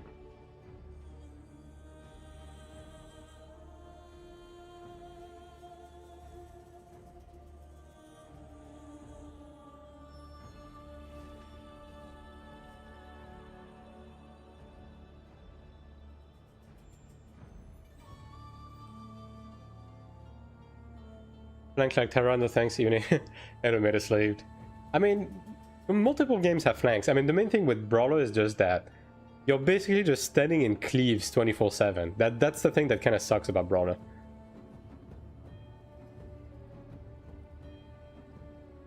That's the first I'm hearing of. Yeah, Brawler is a frontal DPS. Now, to be fair, with the addition of the new wings, I'm seeing more and more people say that you should build for frontal damage. So more and more classes want to build frontal, but like the the new dungeon wings, right? Like, I don't know how efficient that is, but I know some people are doing that. Did you see the insane changes SM received? Yeah. I mean, I can pull them up. I can pull up the patch notes.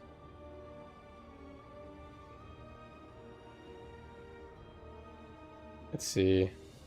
Yeah, there you go. That's the SM changes. That's crazy. Yep.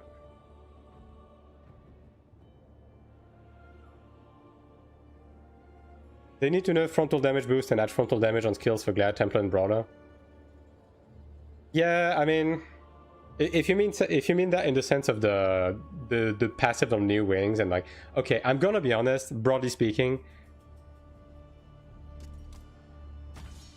I don't think damage boost should be a thing on Mana Stones in general. I think it's just bad design.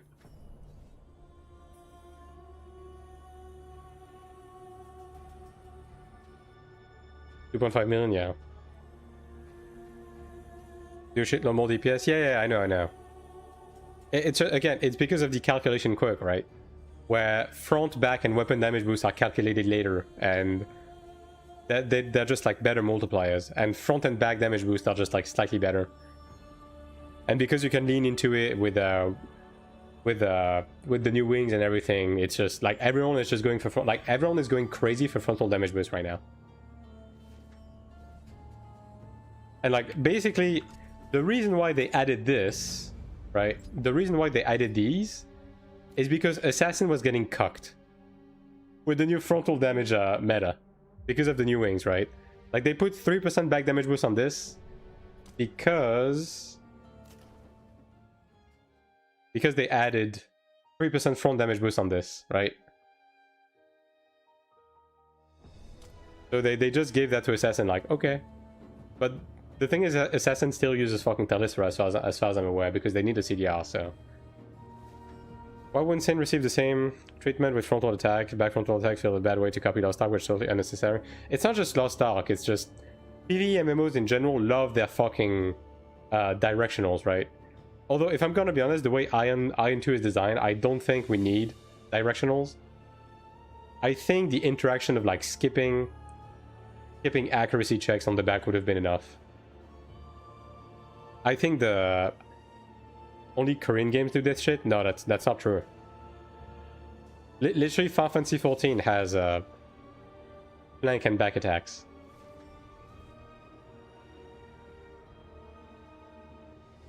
Even Final Fantasy 11 had back attacks.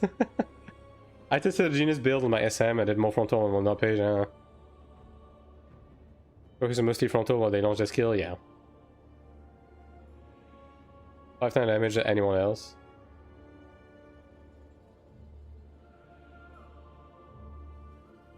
Many people one place from the rear to the front, yeah. I mean, ultimately it's a bit of a silly problem because this is not a game where you need to min-max. This is entirely brought forward by the parsing mentality, right? But they dug themselves into that hole. Now they have to figure out a way out of it. Can't count on my hands the amount of MMOs do this. I mean, I know a couple. Obviously, most of them are Korean because fact of the matter is the majority of MMOs that come out are Korean. You know what I mean? So it's a bit, right? Like, I mean, Throne had it too, AION2 had it too, but those are Korean as well.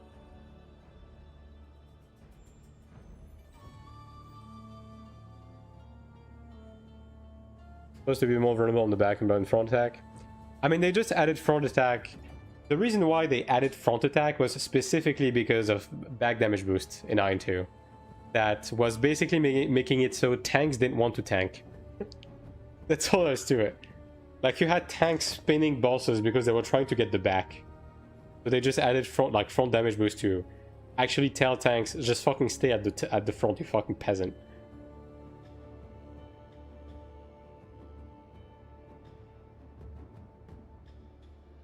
Here's the maintenance. No, well, it's time, chat.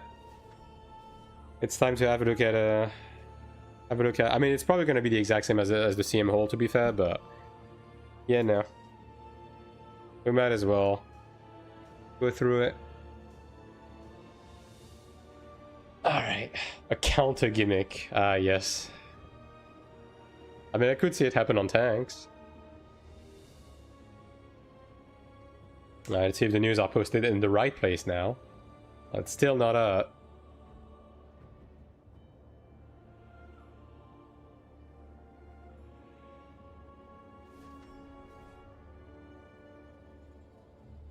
Okay, that's the new product information. Orange boss, for example. I mean, Metaslaved, let's fix the fucking stagger mechanic before we even get here.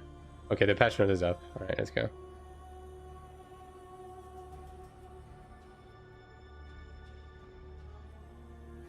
First of all, let me just log off the game. I don't think we need to be listening to that song.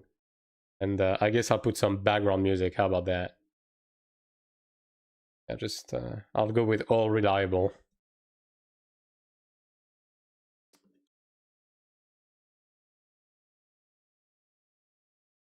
There's something that I can just... Yeah, sure, just that.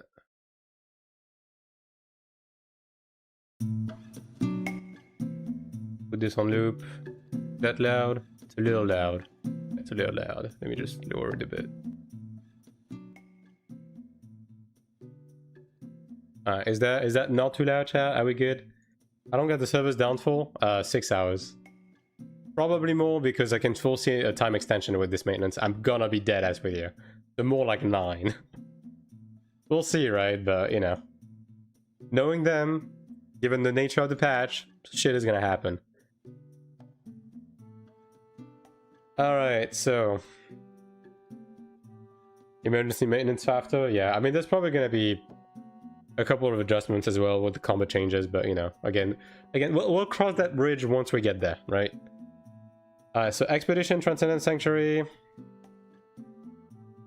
Yeah, so the Season 1 hard mode dungeons. The Season 2 normal and hard mode dungeons, as well as Transcendence. And Ludra. All of these are full bound Kina. Can you link in chat? Sure, I can do that.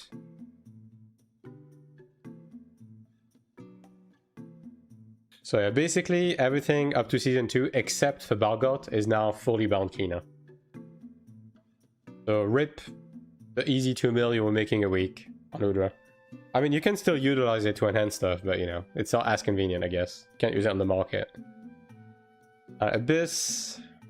Yeah, just matchmaking change. I think we're getting match against Titania. Yeah, so they're changing it so you can see the corridor usage time in the artifact UI on the HUD. So you know when you enter the Abyss, and on the right side you have the artifact information that says, you know, which faction has it. You're gonna see your corridor timing on that instead of having to open the map and click on the artifact. Honestly, I wish that was just available on the Abyss page itself without entering the Abyss, but yeah, it is what it is. They're going to add compensation rewards if you attempt to enter the rift, the Abyss rift, and it doesn't proc. I mean, okay, I would even go one step further.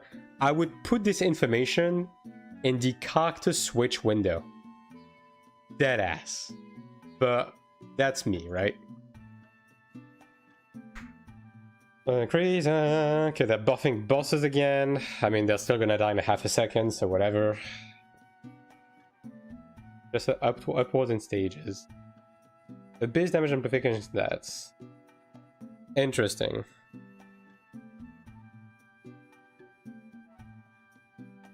Is that the PvE damage boost? Like the PvE base damage boost? I guess they're just doubling it. You're still gonna be using PvE sets though, so that doesn't really change anything. I mean, it's a consequent change. It's a consequent buff, right? I still think you're still gonna be using PvE gear though, just because of soulbinds. I mean, maybe making a secondary PvP set, just for that. Maybe it's gonna be worth it. Ah, who gives a shit?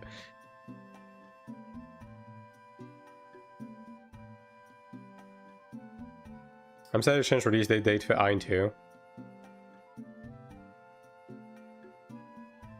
It always was early access 30th, full release 5th, always. Like the early access is the 30th, the full release is on the 5th. Alright, class changes. Okay, so this is the big one, chat. This is the big one. Minimum skill cancel time is applied. This is basically recovery frames. It's a soft GCD.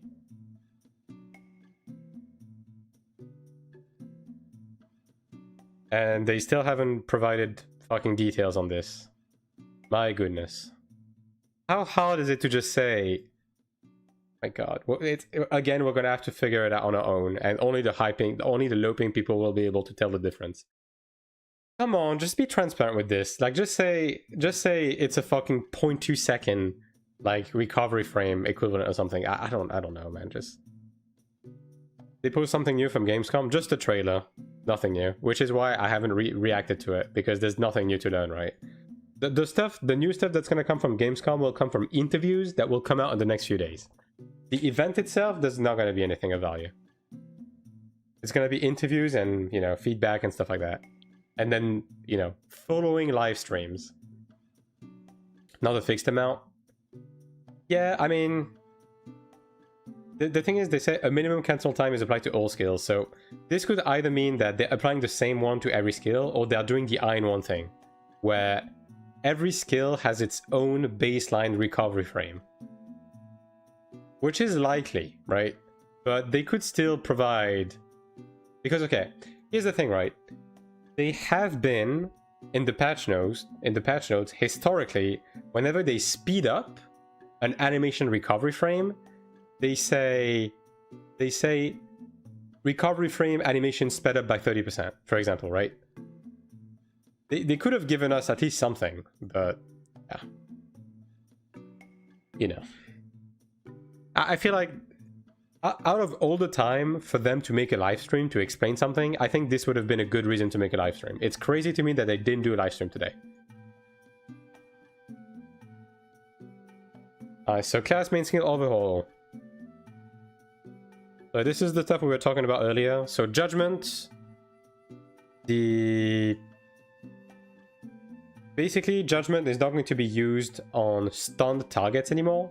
It's going to be a proc when you use shield skills. So think of like shield smite or debilitating smash or doom shield, for example, right? And basically the only thing that this changes functionally in terms of gameplay is that you're just going to put debilitating smash and shield smite in your macro on a lower priority than judgment. Like basically like imagine the macro line, you're going to put judgment first, and then debilitating smash, and then shield smite, and then pummel, right? That's the only thing that's going to change. So functionally, gameplay wise, it's still going to be macro. It's not going to be any different. It's just that you're going to be bound in place when using the shield skills. Yeah. But other than that, the class functionally doesn't really change. And yeah, this is pummel, right? Pummel 30% DPS increase, which makes sense because you're probably going to be using pummel more because let's see, yeah, Doom Shield is going from a 7-second spam window to a 3-second spam window. So you're going to have that 3-second spam window, and then you're going to have some additional punishment usage. Like basically, the punishment usage you had as part of the 7% proc chance from this, right, when attacking a boss, is going to get shifted towards force proccing it with the shield skills. And then Doom Shield is going to have a smaller proc window, which means you're going to be using filler more, right? Which means that you're going to be using pummel more, and pummel is doing more DPS now.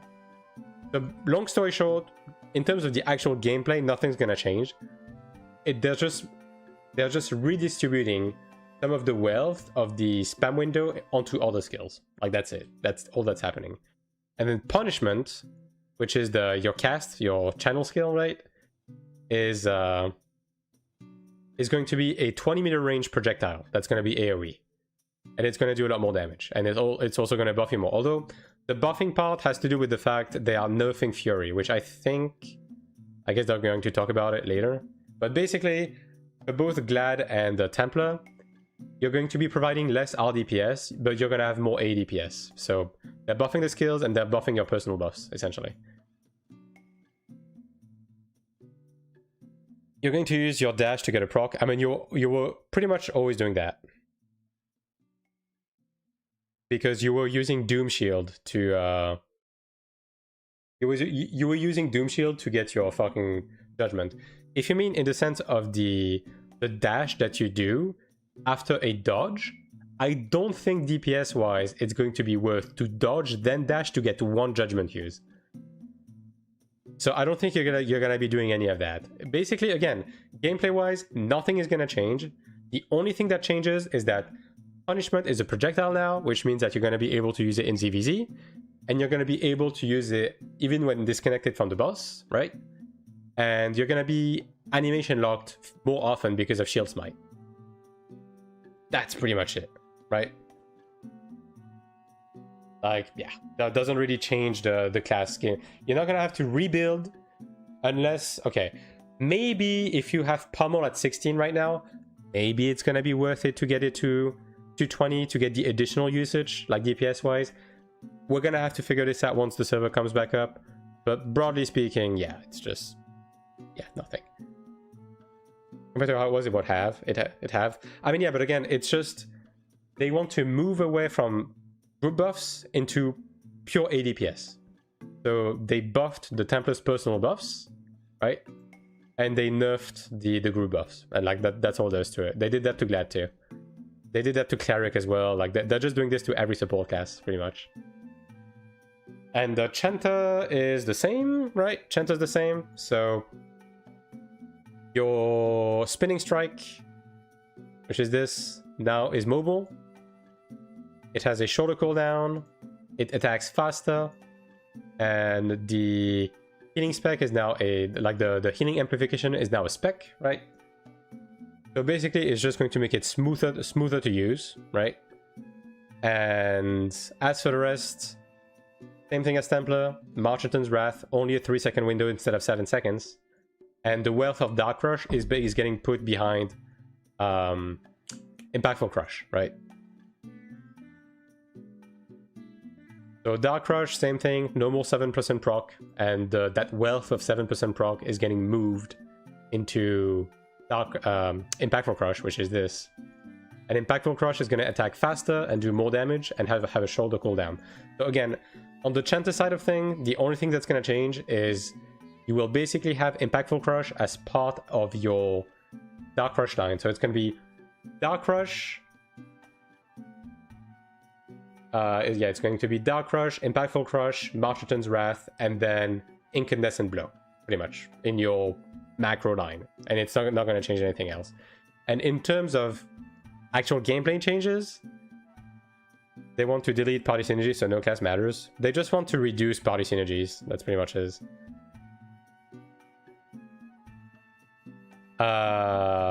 Yeah, in terms of actual gameplay changes, the main one on Chenner is that in ZVZ scenarios, now you're going to be able... Okay, the main change is that, and that's true for Templar as well, by the way, the spam window activation is not going to be target reliant, it's just going to be skill reliant. So basically,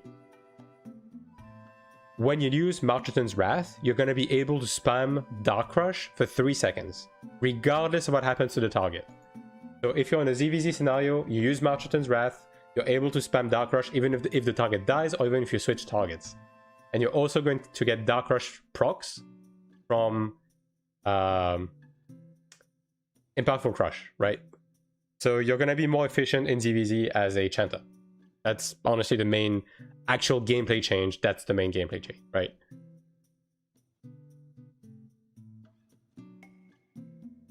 Now, I guess... Yeah, I guess the main thing that I'm wondering is it going to be a one-time usage on the, you know, the shield skills and so on and so forth, or is it going to be a 3-second window similar to Marcheton's Wrath and the other? If it is, then Chanta is also going to be using Ensnaring Mark, because Ensnaring Mark is going to proc Dark Rush. If it only procs one use, it's not going to change anything.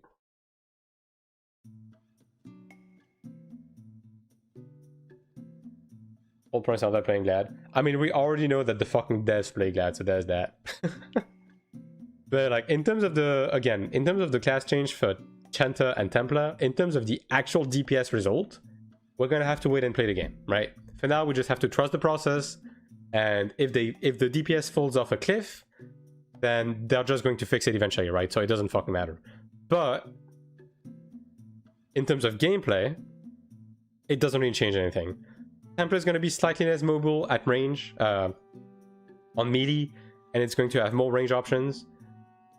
Chanta is going to be more mobile and is going to have better ZVZ options. These are the only thing that changes, right? So yeah. And then that's Gladiator. So yeah, as I said earlier, they are nerfing Fury and well, there we go, that's here. They're nerfing Fury and Counterattack from Glad, which are the attack buffs you get from blocking. They're nerfing them by pretty much half across the board, and giving the classes themselves more ADPS instead. They just want people to use more skills, not just a few. Yeah, I mean, that's basically what it is. You're going to be using more of your kit, but in terms of the actual gameplay, it's not going to change anything. You're still going to be able to macro that shit, no problem. That's like that's kind of the thing that you have to take away from this is pretty much that. Gameplay wise, no change. You're just going to be using more skills, but you won't have to adjust your build around it. Because Shield Smite, still going to be level 12, right? And Impactful Crush, still going to be level 12. Not changing anything.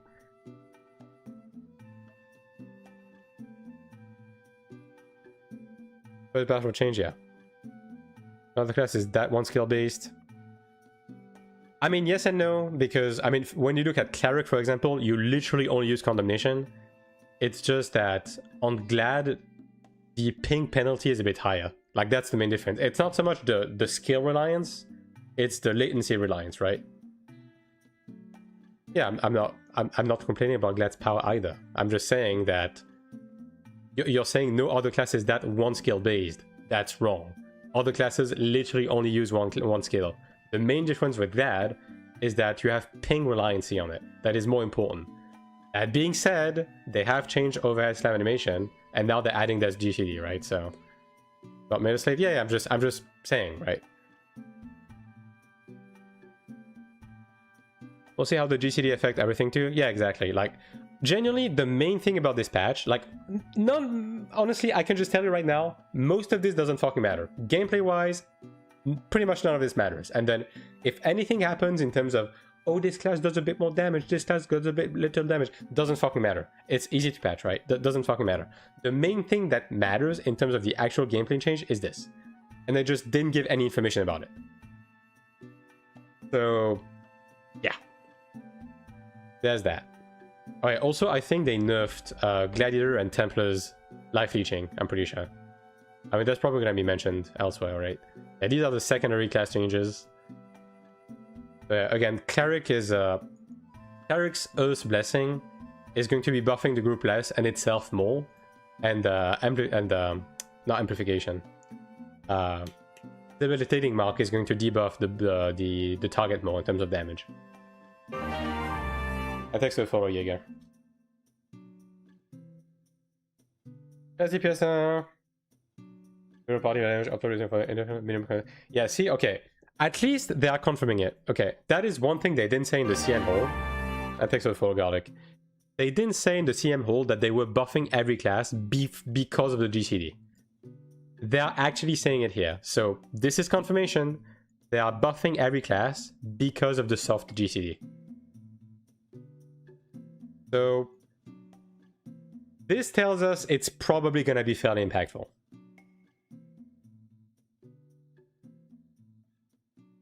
Do I need macro software outside the game macro system?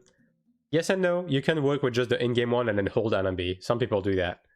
Having software macro makes it a bit more convenient for some stuff, but for the most part, you can play without it. Sushi and synergy.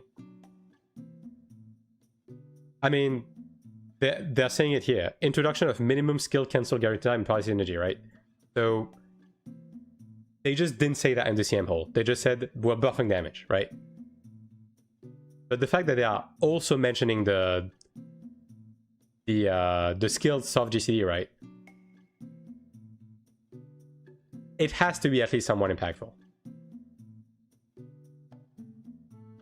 But yeah, this is just, we don't even need to go through this. They're just buffing every fucking class, like 20%, 30%, 30%. This is a nothing burger. Like this, okay, I guess this is actually pretty important. This is actually pretty important. Battlefield flag on Templar is going to be giving 10% weapon damage boost instead of useless crit. That's pretty big. But to me, this is mostly about the nerf to Fury, rather than, you know, anything else. Anything yet about macros? Macros are not going anywhere. Like, so far, the class changes, like, the revamps, right? The class revamps that we saw here, you're still going to be holding down a button. Patch up, say less.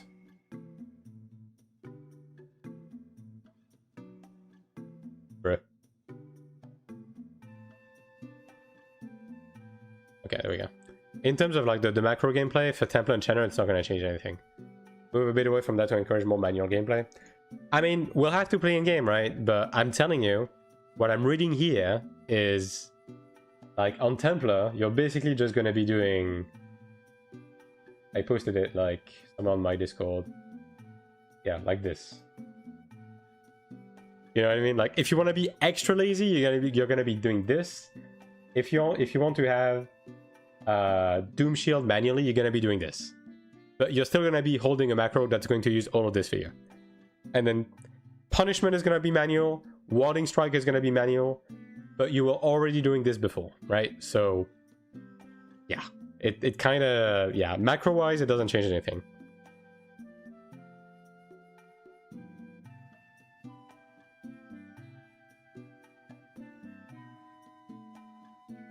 But all of these buffs are just whatever. Something with Ranger is they are removing the self reset on Deadshot and giving it a DPS increase instead on the node, which I think is just going to stabilize the class's damage, because the thing with Ranger is that you were kind of at the mercy of your procs on Deadshot. So I guess they're just doing this to minimize that.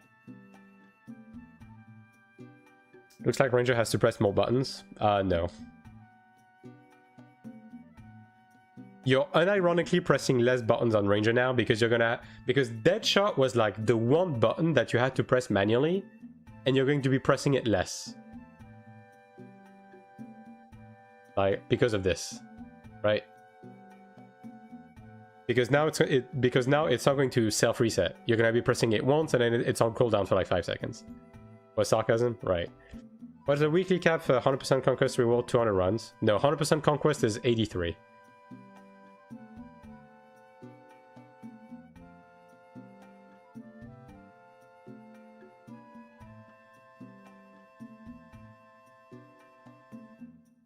And it's like 56 on Trent or something like that.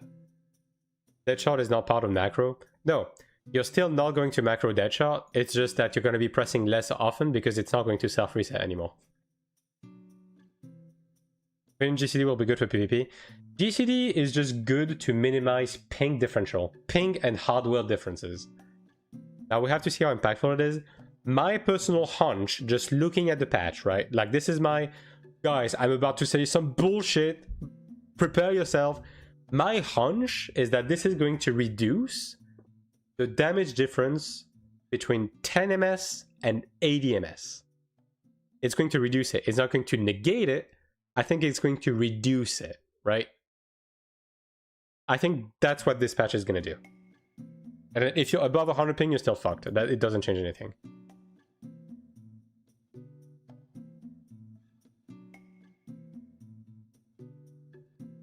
It is normal damage.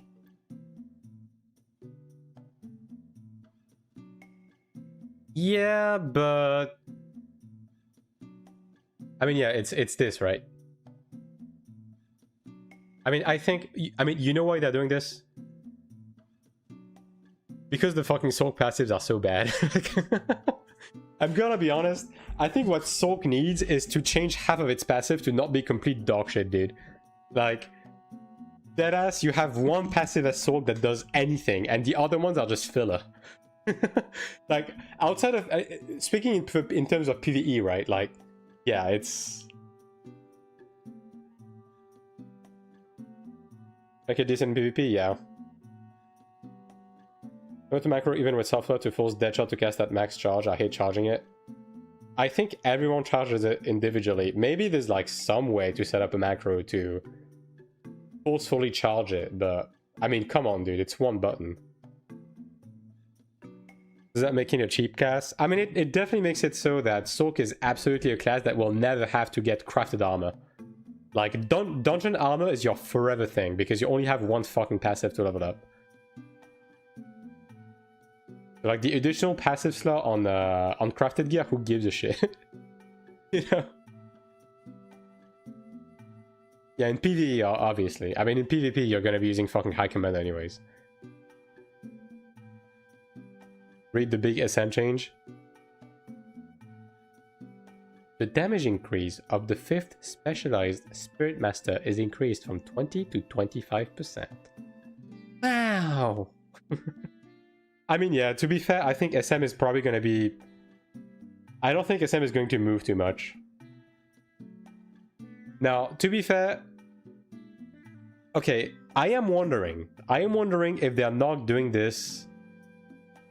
If they're not buffing SM itself, because Ancient Spirit won't be impacted by the soft GCD. You know what I mean? Because, like, Ancient Spirit does its own thing and it's out pretty much 24/7, right? And if it's not impacted by the soft GCD, then SM is by proxy going to be doing more damage than the classes that are, right? So I wonder if that's the reason. Technically I already have one. Yeah, but I mean, you know, in the grand scheme of things.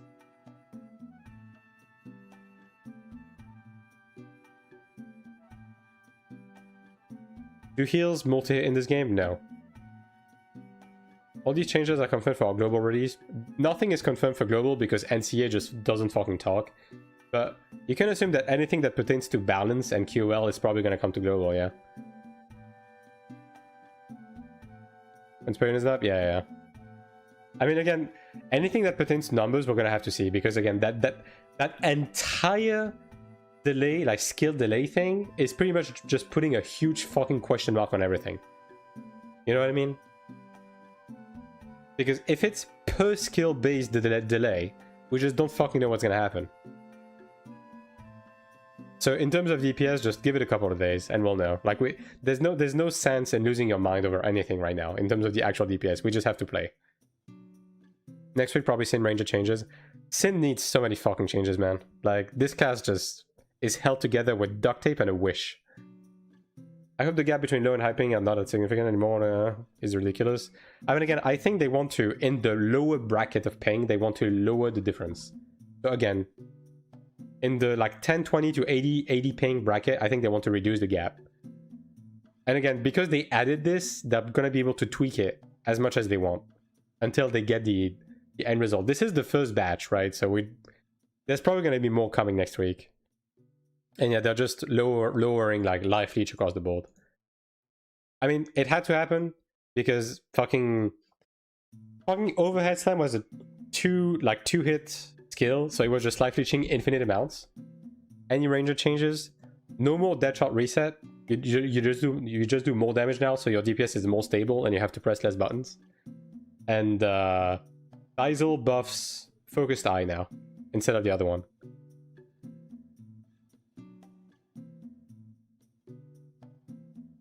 One DPS, one support, that has to be 2 DPS.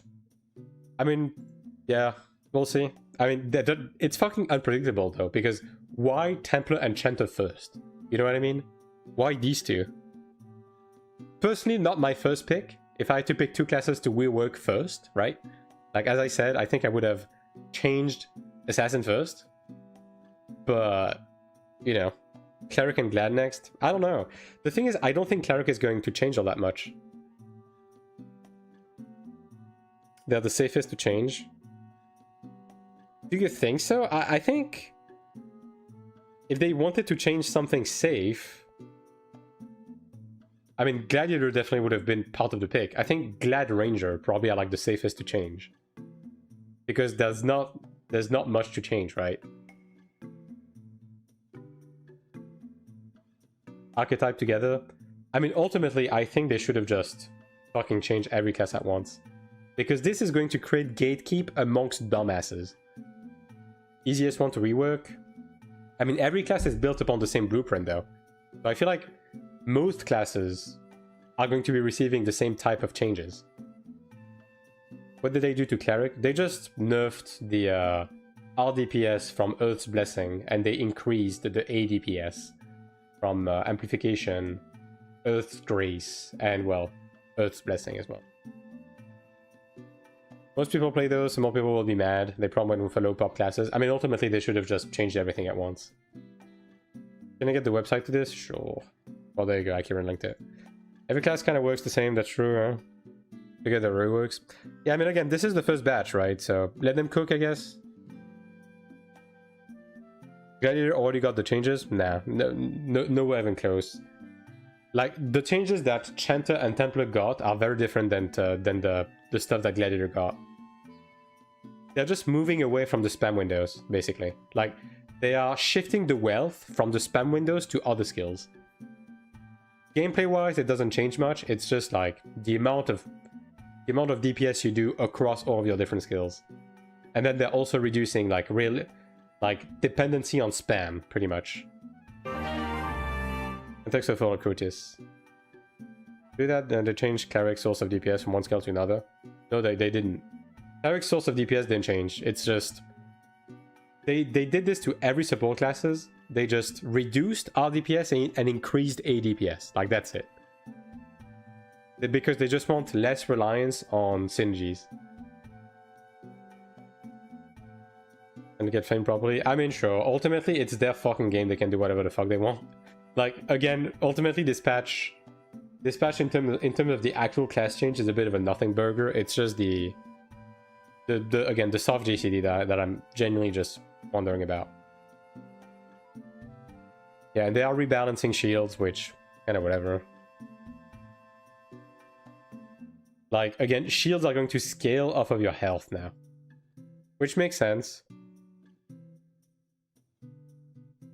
Although I'm gonna be honest, when it comes to the shielding skills like Netzaken and Impending Authority, there's just not enough of a reason to use them. Because the cooldowns are too long. What is Ranger called in the translation? I think Palace. I don't get it with all the changes. Is Templar and Chanter nerfed? No. The wealth of DPS just shifted from the spam buttons to other skills. Gameplay-wise, doesn't change anything. Building-wise, doesn't change anything. In terms of the actual DPS numbers, we're going to have to wait and actually get in-game to see exactly how... Because every class is changing to some extent because of the soft GCD.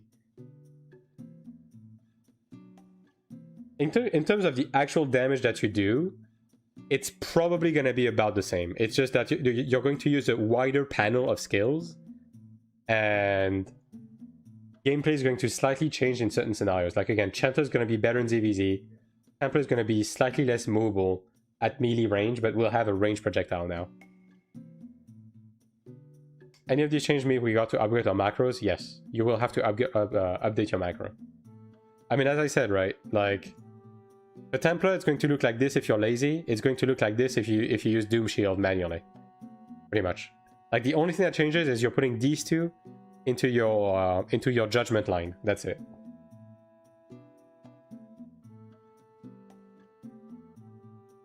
Judgment Darker spam is over. It's not over. It's just the spam window is going to be shorter, and you're going to get procs from other skills, and you're going to be doing more damage with other skills instead of spamming that one skill. Like, for example, Pummel is going to do much more damage. Punishment is going to do more damage. Like, that's it. Yeah, Steel Shield is going to scale off of HP. Like, This is stonks for Constitution and HP in PvP, by the way, like the shield changes. Yeah. Like all of that life scaling on healing and everything is just like, it's making building HP even stronger and stronger. What's the new catch-up event? You're just going to be able to buy Arcana XP and Arcana craft materials for Kina. Like 200 per week. So basically you're gonna be able to get your Chromite sets on ult for nothing. You'll be able to get your Punishing Overture set for, just for free. AION2 is Annihilate? Yeah, surely. I mean, I think Annihilate is the one skill you're still not gonna use though. Because it's not a shield skill, right?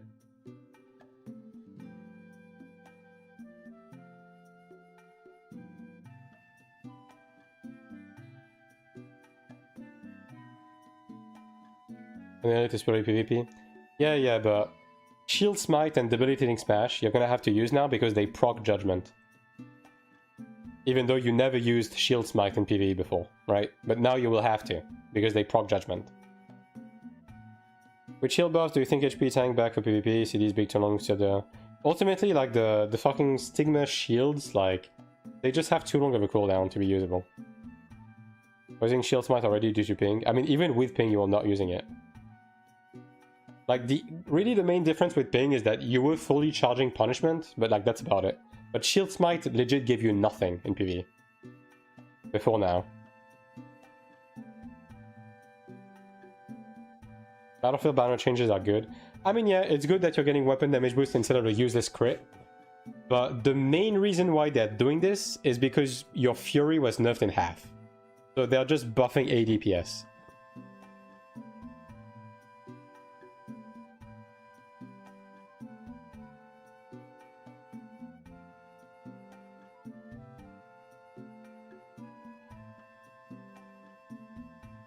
Yeah, they're adding a cooldown to Theostones as well.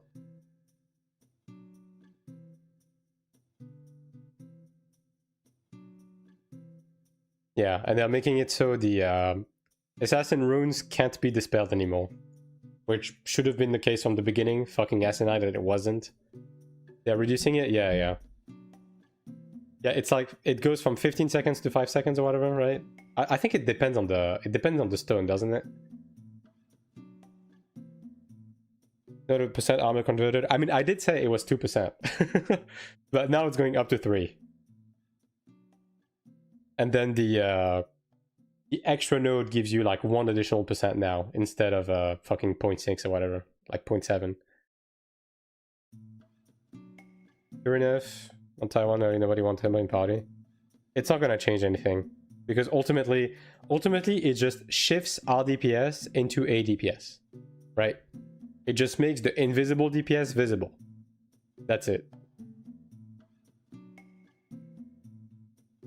And it puts more dependency on your own DPS rather than the group's DPS. Yeah, from 15 to 5, yeah, there you go.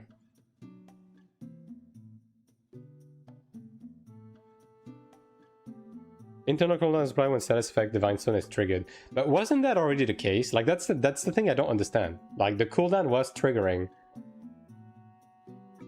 How long is the update? 6 hours.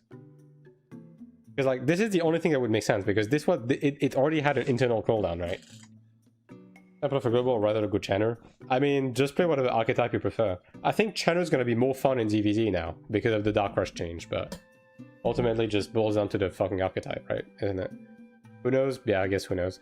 Who fucking cares? Fucking PvP sucks anyways, whatever, man. Alright, potion duration effect not removed by spending enhancement magic. Yeah, so the fucking HP take potions are not getting removed by dispels anymore. And they're nerfing all of the dispels as well.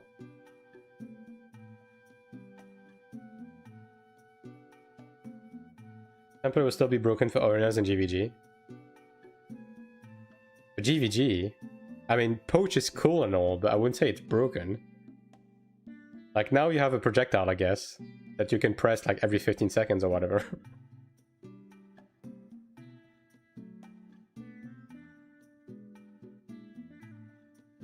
Yeah, they're just like nerfing dispels. That's probably a change for the fucking Battle Royale mode whenever that comes.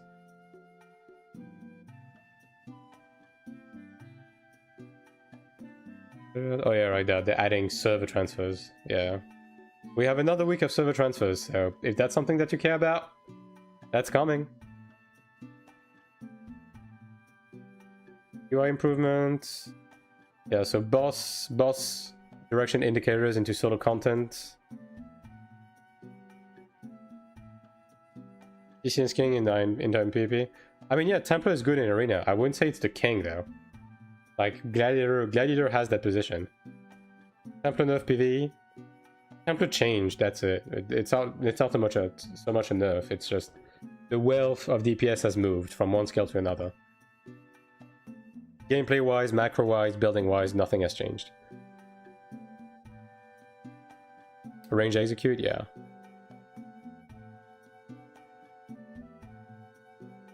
Thoughts on the Patchnotes so far? I mean, the main thing that matters is the soft GCD across everything I've read. That's the main thing that matters. And that's the one thing they haven't given detailed information on.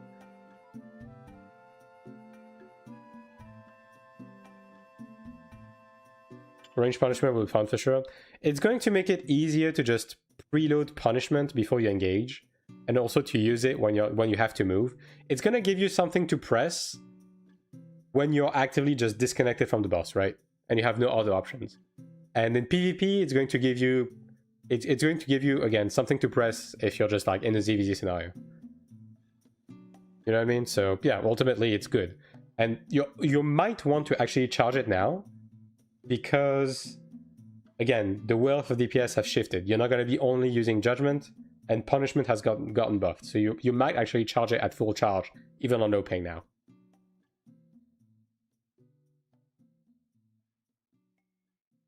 Go to product image. They're still not fucking changing the dogshit UI. Surely at some point, right? Alright, server transfers. Same old, same old, same old. Don't think so on personal experience, so I may be wrong. Yeah, you're wrong. Gladiator and Channer are just like absolutely demolishing everyone's boosie in arena right now.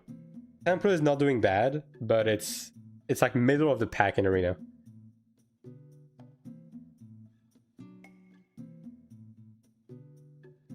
And Halo Victory.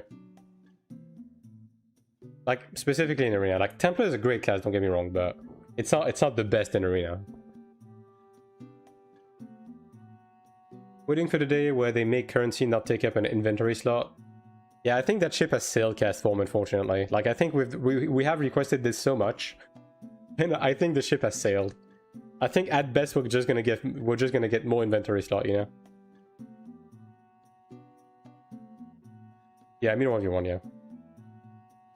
Just saw AION2 on Gamescom, pretty excited. Yep. All of us here are. We're just waiting for global impatiently. Do people actually do that content? Some people in Korea do, but most people don't give a shit because it doesn't give anything. Oh yeah, this is just event stuff. And then they are adding a new Odell pass to replace the old one. Same old, same old. Yeah, and this is the event. Just you're gonna be able to buy the Chromite crystals and the card XP for 5 to 10k, 200 per. So basically 4.5 mil, you're gonna be able to get like a full set of Arcana on your ult, of like Chromite Arcana.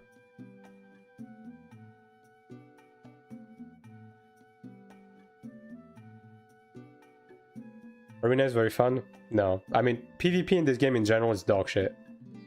And Arena is no different. Unless you play like one of 2 or 3 classes, Arena is just not content that you do at all to begin with. And even if you do it, it's just mindless. It's just completely mindless, and then there's no rewards. Like Arena is just dog shit in this game.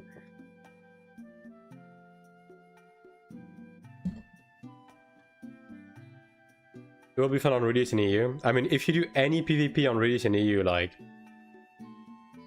you're just wasting your time and resources. Guild content when? Never. It's not a guild game. No Cleric arena grind. I did some early on. I dropped it the moment they removed like ranking rewards and they nuked Cleric in 1v1.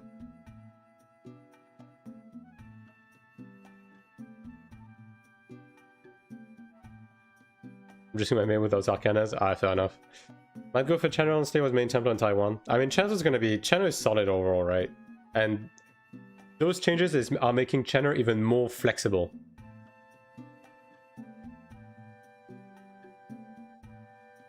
Hello, Andrew. The amount of people I think, yeah. Do you think even if you swipe, PvP is a waste of time? Yeah, it is. Because if you swipe, what do? You just fight a higher bracket of player, and the end result is the same. The PvP is still dog shit, and the content gives you nothing. Like, it doesn't matter at what level you do PvP. It's just a side. It's just a time waster, basically. It's just a side content that you do once you're done with your PvE activities. PvP is meaningless. There's no progression. It's not competitive. It's not particularly, like, entertaining. And it gives 0 rewards. Yeah, it's just a time killer, exactly. Can we do Abyss PvP for Stigmas? You don't have to. Like, you can just participate to Siege and just leech AP from people killing each other during that, and you'll get your weekly cap from that. And then you just do your corridors for the extra AP, which is not PvP, right? But like, even for Siege and world bosses and everything, you want to be PvE built, and you want to hit the mob, not the other players. Raiden, take it easy.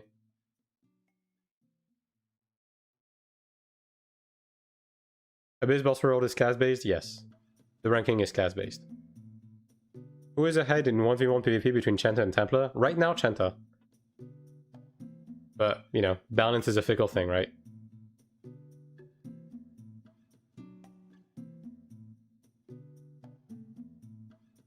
Sorry, automatic running. Yeah, okay, so you're gonna be able to select whether you want to use rainbow crystals for the automatic genius thing.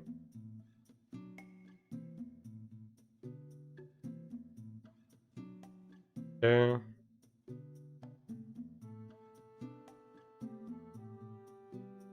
Aha! That's good. Okay, that's a good change. You're gonna be able to modify the target's buffs and debuffs. They're gonna be separated and you're gonna be able to expand them, finally.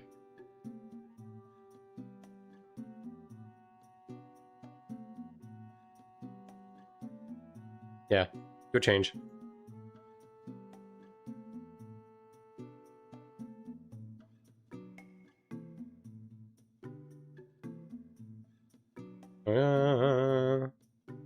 Yeah.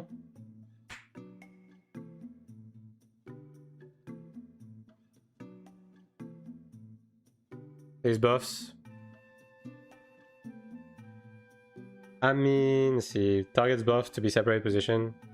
Main target's buffs. I mean, the thing is, you're going to be able to separate the buffs from the debuffs, and you're going to be able to move them around. So functionally, I mean, yeah. I mean, I think that's going to be good enough, right? Because the main thing that you care about is saying the target's buffs. This maintenance kills me. Actually seeing game how it works, yeah. I mean, either way, as long as we're able to expand on it, because right now the main problem is like, you attack a Glad, bro has 50 fucking passive that works, and you don't even see if he has a fucking invuln up, right?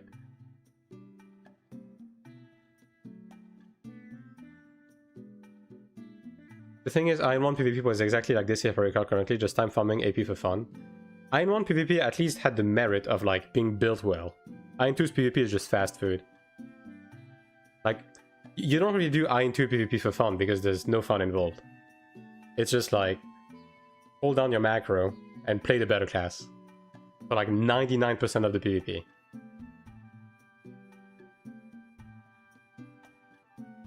Add the game to console? I mean, they're probably going to port the game to console at some point, yeah. I don't see why they wouldn't.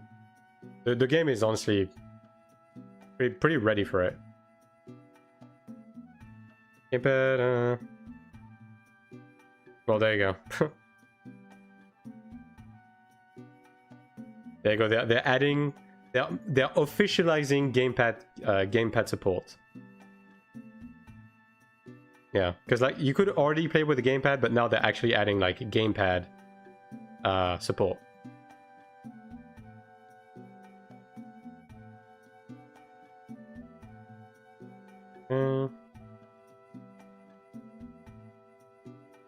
That's funny. That's so funny. They're making it so you can disable your summon's nameplate, but they're still not adding an option to disable your own nameplate. That's so funny.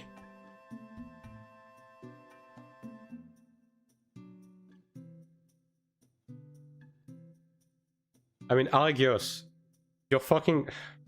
I'm not... I'm done. Okay, I'm done. I don't know why I'm even arguing. Like, yeah, sure, you're not macroing your entire rotation like in PvE, but your bread and butter is still getting macroed. And like, if you're playing Glad, you're still just spamming overhead slam like a dipshit in PvP, for example. Same, like, you know what I mean? Like, it doesn't change anything. The PvP in AION2 doesn't require much input. That's my entire point. Because there's nothing to look for.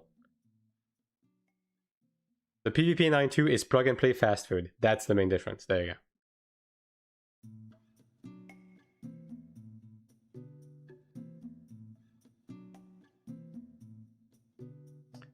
Also, like on Gladiator specifically, it doesn't even matter if you blow your load because of the CDR procs, you have no cooldowns anyways. Like the amount of Glads that I see that just like fucking hold down a macro button. They don't even like time their stuns. They don't time their buffs. They just hold down the macro button. And they still fucking mow through everyone. Because the class has no cooldowns because of launch stance. Like, that's the thing, you know? It doesn't require much skill.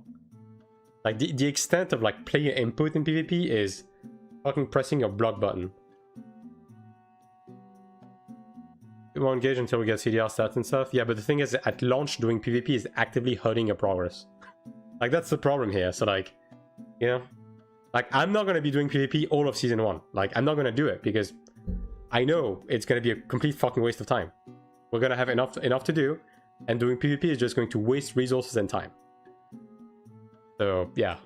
And for 99.9% of the player base, that's going to be true. Did AION1 have a GCD? No, but AION1 had recovery frames on everything. Which is what they seem to be adding to this game. You're going to Sieges at least? Yeah, I'm going to be doing stuff that gives me medals, but none of it requires to build for PvP. Sieges, you need to build for PvE. World bosses, you need to build for PvE. Weekly contracts, you're building for PvE. Like, no PvP involved to get the PvP rewards, right? Like, to build your PvP gear, you don't need PvP equipment. In fact, you will never need PvP equipment for anything in this game. Unless you want to do open world roaming for fun. Which is why PvP is a waste of time. Even if you care about PvP. Like, the act of doing PvP, like, I should like, actually properly say that. The act of doing PvP is a waste of time. Because it doesn't get you anything. And it's not even particularly fun because PvP has very little input. Alright, so... yeah, true meta. That's the only reason, actually. Do you think it's worth to go to Abyss bosses, respawn, and Abyss Rift zones events at global launch? If you want to eventually make a PvP set, yes. And when it comes to Abyss Rift, you want to do it anyways, because it's uncapped AP and enhancement stones. But again, this is a PvE event. Like, when you do that event, you're in PvE gear, just jumping from boss to boss. Alright, so... Communication currently on the world map. Again, this... To me, this should just be visible on the character swap thing.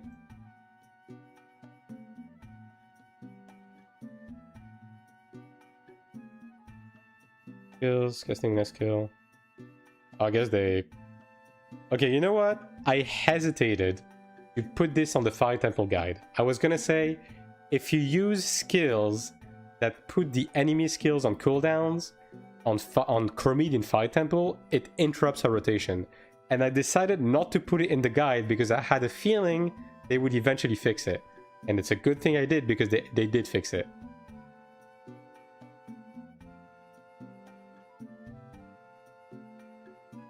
Legion recruitment for hardcore PvP in AION2. Yeah, I mean, these people are going to be sorely disappointed. And again, this is not me like trying to downplay your fun. This is not me like trying to tell you anything.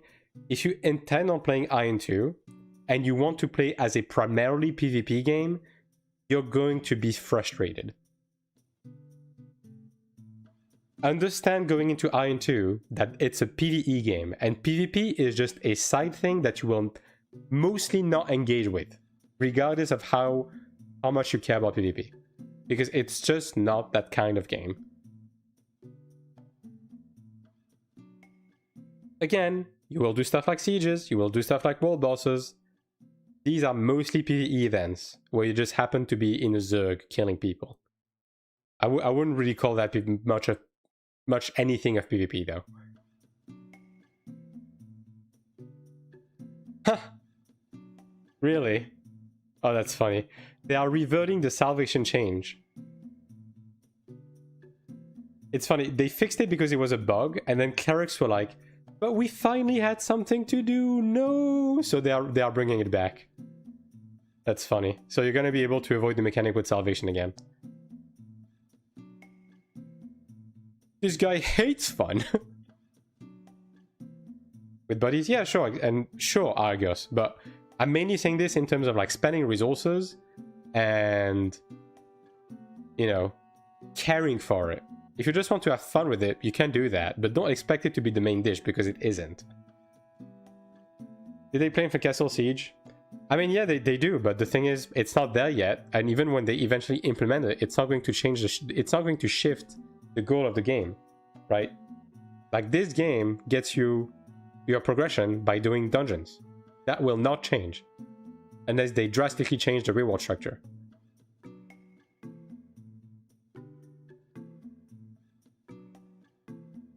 This mouse not recover PvP equipment. I mean, they keep buffing the PvE values of PvP equipment to try and make it so you can use PvP gear and sieges and stuff like that.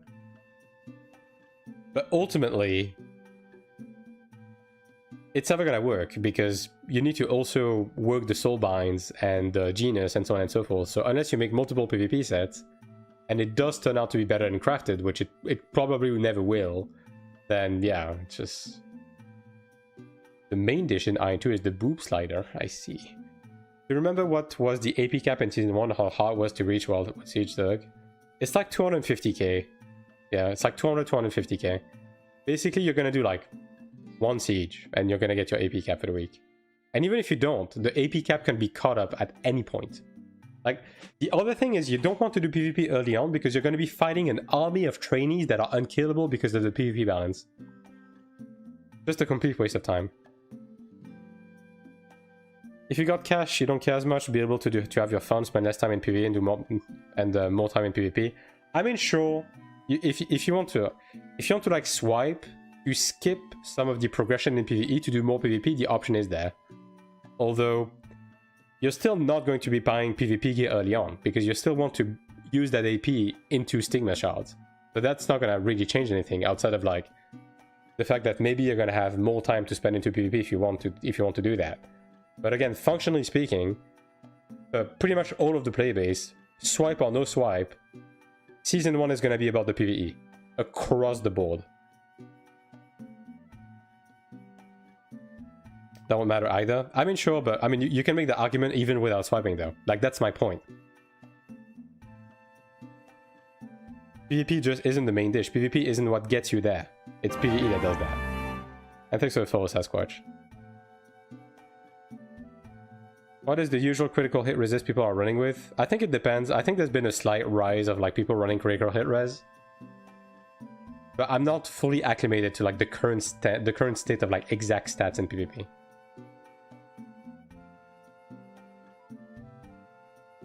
Attacking region works on bosses. I mean, yeah, it's just a proc, so it works. Although endurance probably takes precedent. You have the option. PvP should have its own currency to enhance instead of sharing results with PvE. I mean, I agree, Metaslave. And like, if you watch back one of my, like one of the videos I released a few months back, I was saying exactly that. They want the game to be fully separate between the PvE and PvP. They should go the extra mile to make it so all of the PvP progression is purely reliant on PvP, right? That's my opinion.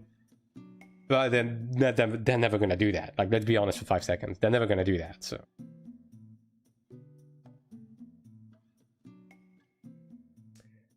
PvP's boss dies a few seconds using PvP gear, that's why PvP equipment to do damage in the event bosses.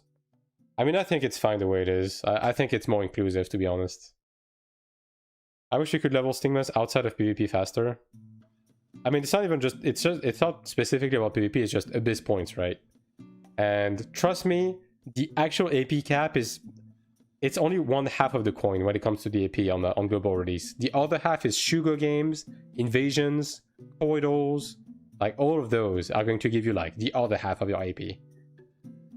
And then to find a static, will we make a detailed guide for every class? Alex, I have a PvE building guide that just encompasses every class, and then on my Discord I'm keeping up resources for every class for like skill priorities, macros, and so on and so forth. I'm not gonna make videos for these because classes change too fast. Making videos on these is a waste of time. Instead, I'm just keeping up resources on my resource channels on my Discord. So if you want to keep up with these, just go there. And it's also a community effort. How do you get AP from other user in the siege? You have to hit the other players in front to just get into a group. You just fucking get into an alliance and you go where the fight is. You just press buttons, and every time someone in your alliance hits someone and that someone dies, you're getting some AP, pretty much. So just like by proxy of existing where the fight is happening, you're gonna get your AP cap. And thanks for the follow, Amikawi. Portals are gonna be annoying early on. I mean, it's mostly that it's only gonna be lower Rishanta, and the entries are gonna be pretty camped for sure. 1 million EP cap is kind of high. Yeah, but that's chapter 1. Season 1 is going to be 200k. Like 200, 250. PvP is a minigame for them to follow you. It's more money on this ever changing. Yeah, I mean, it's not going to change. And ultimately, it's okay. It's kind of whatever. Because again, PvP is such a... It's such a small part of the game. Templar ain't getting Doom Shield 15 that fast. You would be surprised, Days. It doesn't take that long to get a single Stigma to 15. And even when you don't have it, you can just like run in a circle and just LMB, RMB in a circle. Like, it's not gonna be as efficient, but you're still gonna get like 50k from that. Before a while for YouTube, welcome. Don't we have like 22 million AP cap right now? Yeah.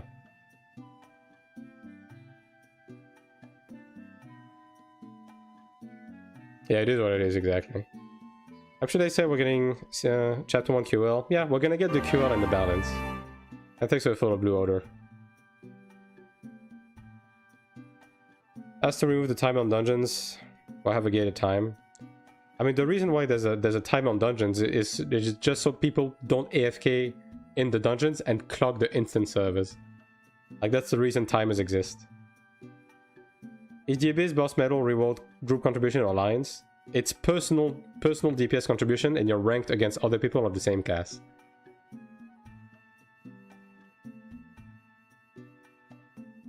Poach at high level, you get reset on death. Poach is less efficient than LMB, RMB spamming while running around.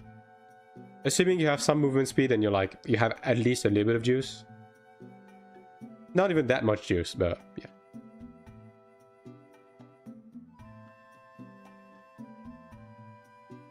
But broadly speaking, like, the gap between, like, Poach, LMB, RMB, and Doom Shield is, like, within 10k.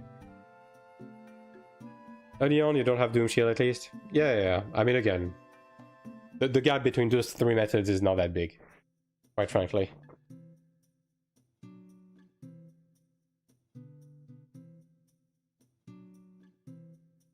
Hand-aid fix, yeah.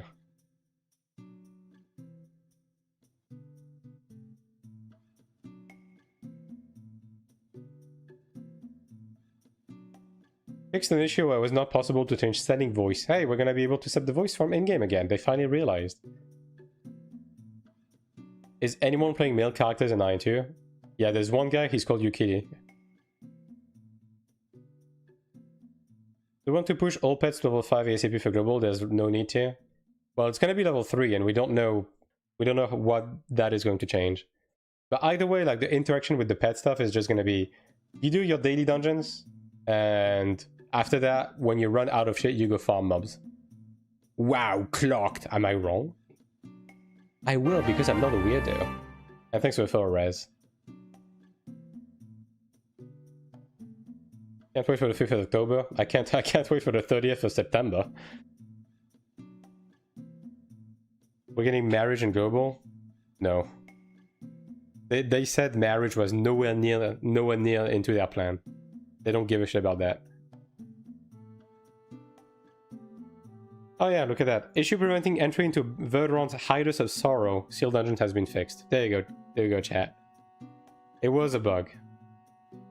We were not collectively hallucinating.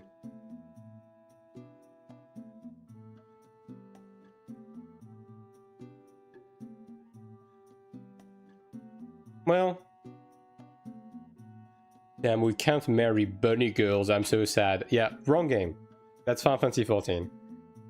I can't wait for December when all the haters are... Why I quit AION2 video? Yeah. Real men play female characters. I mean, if I had the option to play below, I'd do that, but... Unfortunately, you cannot do that.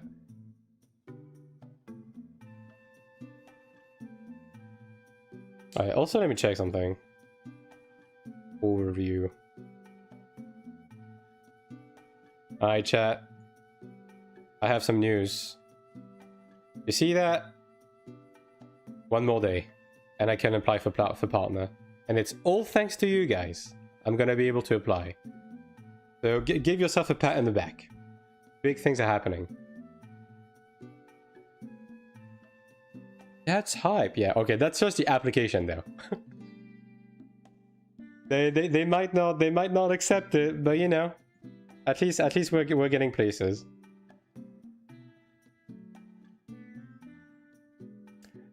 Anyone actually know the lore of this game? Why plays change so much? Why Asmo doesn't have claws anymore? The original locations changed so much because they got destroyed and brought back by the Imperial Lords. So like, Verderon, Old Guard, Morheim, Eltnan, like those are just not the original ones, same for the Abyss. But beyond the Bulwark, which we're supposed to cross in a bit, like with Belusland, Hyron, Sanctum Pandemonium, these should be more like AION1. Surely they accept, yeah, surely. Did they make it more strict to get partnership, like the increased house required and other stuff? Yeah, and I'm meeting the requirements. Like my viewer average right now is 107. Like you need 75 viewers average across 2 months, and I'm above 100. So you know, and again, it's all thanks to you guys. So also, I guess I guess you get to see like the insane Twitch bucks I'm making. Wow, look at that, guys. I can definitely make a full-time living out of this.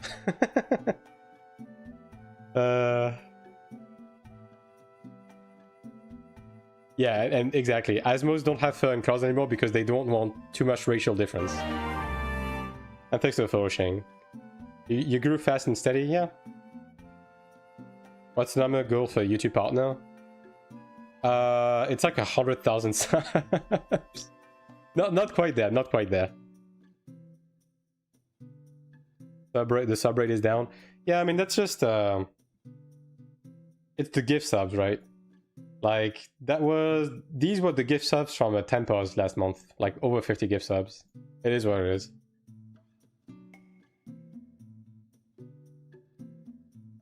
But hey, I mean, ultimately, I'm not primarily doing this for money. Like, I'm just doing this for... I'm just happy to get the badge. I'm happy to get the badge, and the thing is, once I get this, I'm gonna be able to raise the stream quality. Like I'm gonna try to raise the stream quality to 1080p because I'm gonna be able to have a better bit rate. So it should be a better viewing experience for you guys. Is there a progression guide that is pretty up to date? Most guides I found are like 6 months plus old. I'm gonna be making an early progression guide closer to release, Anoka. I'm only here for the S tier AION content. Very cool. I thought AION2 Elysians look way better than Asmoside. Elios bias continue. I do like Verderon because it's very like saturated. Like Old Guard is pretty depression. And Lava, thanks for the prime. One step closer to the badge. Hell yeah.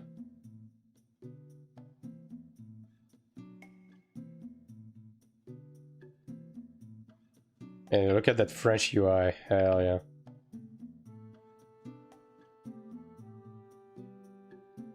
Subrate will go up when global drops. Eh, we'll see. Didn't try Ilios and AION 1 at all. Honestly, the Ilios maps in AION 1 were okay. I was gonna say that it's mostly High Round. High Round sucked ass, but Elton I actually fuck heavy with it. I really like Elton. Elton might unironically be one of my favorite zones in the game. I really like the desert and Fire Temple area in Elton.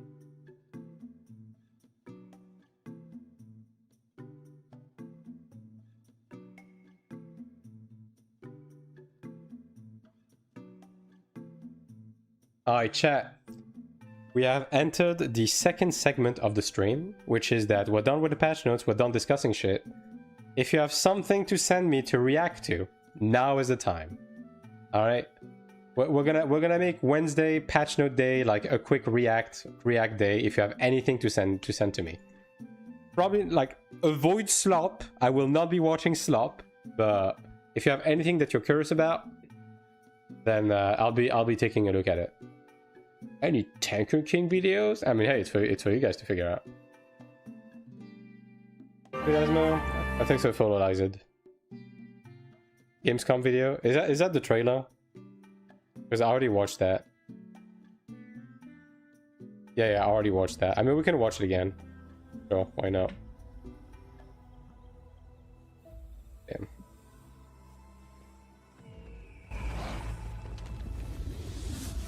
What are you going to make on a global? Probably Templar. 5% traceable collect is too high for hyping usually? Nah, it's not too high. If you're not managing, you're either doing content that is way above your pay grade, or you'll build like shit. Did they do a good job? Yeah, it's a good trailer. It doesn't teach us anything, right? Which is why, ultimately, that's why I didn't react to the Gamescom, because I knew it would just be a nothing burger. The trailer's like 24 FPS. It is what it is.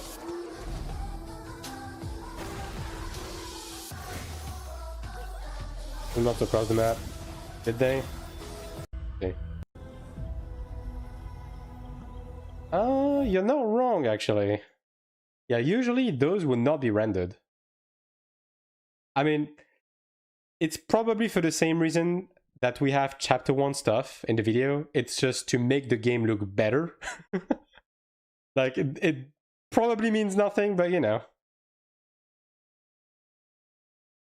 Are we playing the video that explains the first few days? Yes, I will be doing one of those.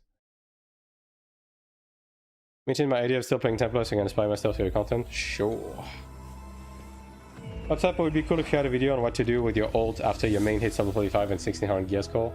I'm going to be making an early progression guide. Like, it's not so much going to be a guide, it's going to be... And thanks for Edge. It's going to be me going over what I'm going to be doing, right? Because I don't think there's one way to play this game, right? And I don't want to patronize people to say, this is what you have to do. Like, no, this is what I'm going to be doing. And if you want to, like, follow in my footsteps, you can do that. Like, I'm going to be explaining what I'm doing, why I'm doing it, what are my goals. And then you're going to be able to do whatever the fuck you want with that.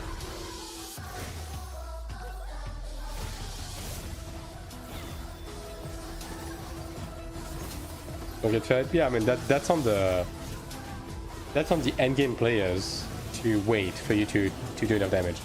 Why Templar instead of Cleric? I just want to play something different, and I want to play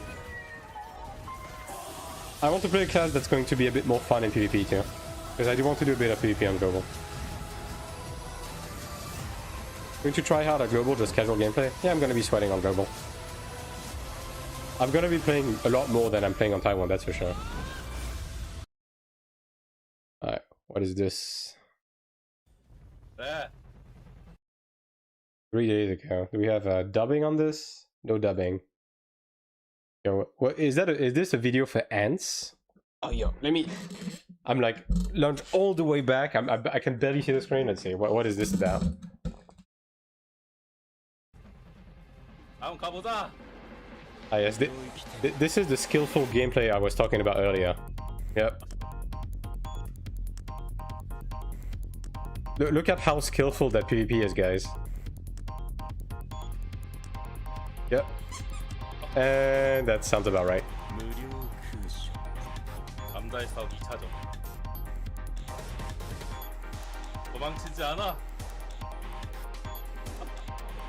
I mean, hey, at least after the life lead change, one of them is gonna die eventually. Only Glad versus Glad is that dumb. But that's the fucking problem, Akiran. Glad is the only class doing PvP right now. Do you think Cleric or Channer is more fun at PvP? Cleric is better for group PvP, Channer is better for like solo PvP and general use. Like if you want to do 1v1, you'll have more fun on Channer. Glad is that broken? Right now, yeah, Glad is broken. I know Glad was this easy, I thought Ranger was already easy. Gladiator has been simultaneously the most brain dead and the most broken class for months. Yo, okay, that's... Okay, guys, are you guys ready to see, like, the only input of skill?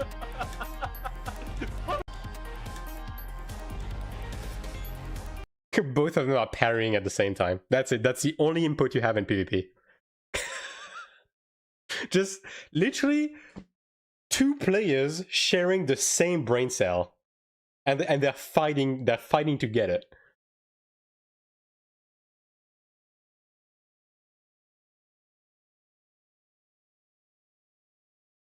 Did you filthy casual Templar wannabe? Welcome. What's your strat for global? All to 22, main to 45? Yeah, pretty much. Like Thursday is going to be 4 characters to 22 and then main to 45. And then day 2 is going to be those 3 characters to 45. And with the remainder time to get all the characters to 22 and just leave them there to build energy.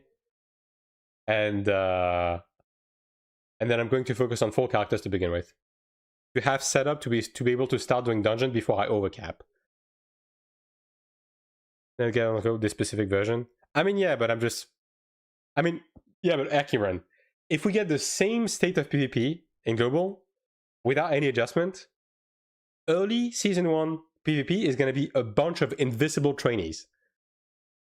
Because the TTK is incredibly long right now if you don't have any PvP gear. Mixed with life leech, mixed with everything else, it's just going to be a bunch of trainees that can't kill each other. So, you know, is that much better?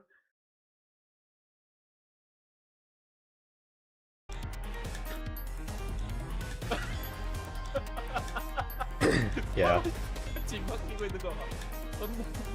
How many ults to global? I'm gonna be making 8 characters, but that's me, right? Bro would rather... This guy would rather kill himself than keep going with this duel. I think that should tell you enough in terms of like PvP in this game. Do we have any other videos in the chat? I could probably set up some like a fucking media share, I think it's called. So Wednesdays. Maybe I should look into that. I mean, I guess Tuesdays technically. How much does the character slot cost? It's like 12 bucks, 13 bucks.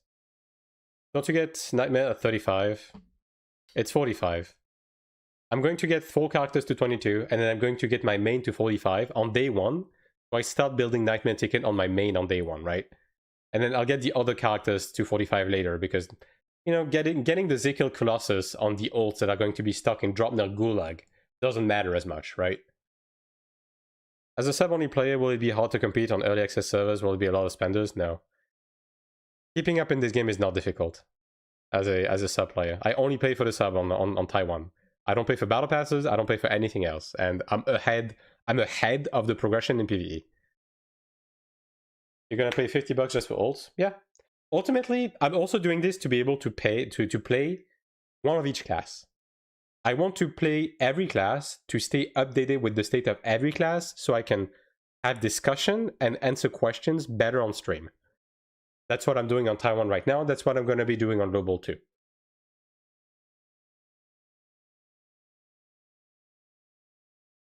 Just do 7 channels. Yeah, no. What ults give you tradable mass you can push to your main? It depends. It depends both on what you want to do with your ult as well as the state of the game. I have a video on like ults and their use on my YouTube channel if you're curious about that, T. First few days there probably won't really be any keynote items for the whale to buy anyways, yeah. Would you say paying for the extra ult slot gives you a lot of power? Not really. It's just long-term setup for me.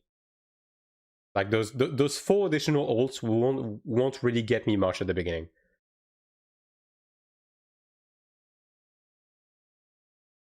How many mods are we gonna have then? 7.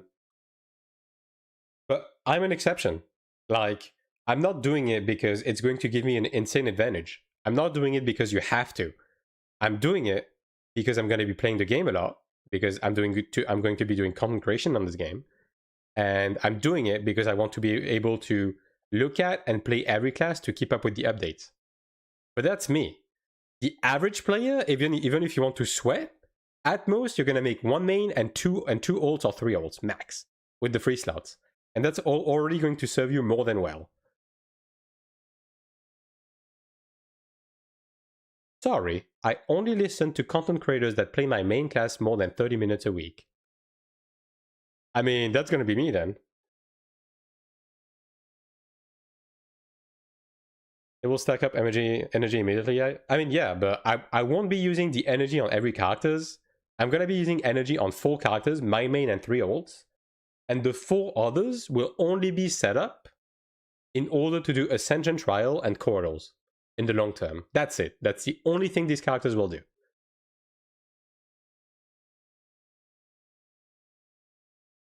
And like early on, it's going to give me a bit of a bump because it's going to allow me to build my Ariel faster. It's going to give me more enhancing material, which is nice because I don't intend on swiping at all in this game, right? So it's going to make it so I will never run out of enhancements. Like, it's going to help me for that. It's also going to help me with early closet setup. It's going to help me get my PvP mana stones in the long term when I'm going to have 7 ults that run corridors for the sole purpose to buy PvP mana stones to feed into my main's PvP gear. That's going to be helpful, right? But do you need to do it? No, you don't. When will the current update be finished? 6 hours. Am I done, by the way? Okay, I'm done. Yeah, there you go. 4 hours and 48 minutes. Only have 2-3 ults? Yeah, exactly. Like, 2-3 ults is the sweet spot in this game. That's the sweet spot. About to burn out? The thing, Metaslave, is, and I've said this before, I will not burn out on the game. I might burn out on content creation. Because, as I said, I hate the fucking content creation space, right? I just dislike how it is. Like, I don't necessarily dislike making guides for people and helping other people. I just dislike the space and the people that are inside of it. I just hate all of it, which is why I don't want to get involved with any of it. And I don't play by the rules of doing clickbait, of taking sponsors, of collaborating with other people, right? Like, I just don't play by that game because I just don't care for it. That's not why I'm here. And ultimately, it probably means that I will have to take a step back because I'm not going to be making enough money to upkeep this, which is fine, right? But for the time being, I'm doing what I'm doing, and we'll see what happens later.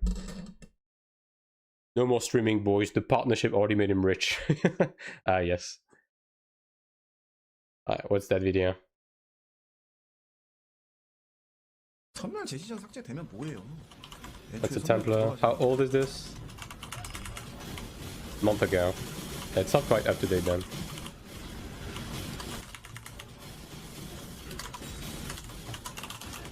Yeah, just the Templar farming. I mean, he's part of a group though. Like, he's zerging, so... Yeah, no. I mean, it's cool though. To have more than 2 ults, you basically need to have no wife and kids. Yeah, which I don't. So, that's good. I'm going to make 3 characters with 2 ults. There's no point in max. Yeah, I mean, for most people, that's going to be more than enough. I think you will blow up when the game comes out, and you low-key deserve it. I don't think I will, but hey, time will tell. Ultimately, I'm not doing what I'm doing for that, so. First time playing, thinking about picking up Brawler. How's that class? Brawler is getting better and better with patches, but it's not going to be available on global. So, often solo farming Abyss as Templar. I see. Whoever watches the game will probably be so confused. Yeah. And thanks for Cassie. I played every class in Korea. The only annoying thing for me was figuring out how to set the skills and mouse macros for every class. I mean, most classes kind of set up the same though. Especially in the current state of the game. Like, once you understand like the logic behind building, it's pretty second nature. Some classes are a bit of an exception, like Sulk, for example, plays a bit differently. Obviously, supports do things a bit differently because you don't macro support skills, but yeah. Does he know? Know what?